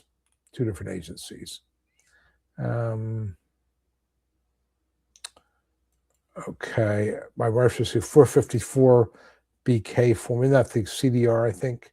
SSI 454. This will be my last question. That's a CDR form. Yes and no questions, not work related, caused by that's what you would put, because it's not. They're looking to see as a workers' comp here is what they're getting at, but they just wanted. You're saying it's not, and that's what you want to say. Okay, I'm going to leave it there. We are at 2 hours. So again, everybody, thank you very much for tuning in. I had a nice crowd tonight. Some really good questions, some really smart questions. I appreciate it. I think I'm going to have a guest. I'm supposed to have Spencer Bishens on tonight, but he couldn't come. I think next week I've got, if I'm not mistaken, I have, let's see, I got somebody coming next week. Let's see who it is. And I don't know if I've got that here, so I don't want to say. All right, I will put that out there when I know. But I think I've got a guest next week. So anyway, hope you all tune in next week. Hope everybody has a really good, safe weekend. Stay warm. It's going to be really cold out there in a lot of part of the country. Just take care of yourselves and be careful out there, because it's kind of dangerous when you get this kind of cold weather. So I'll see you all next week, and I hope you all have a great rest of your evening and great next week, and see you next Wednesday. Y'all take care. Bye-bye.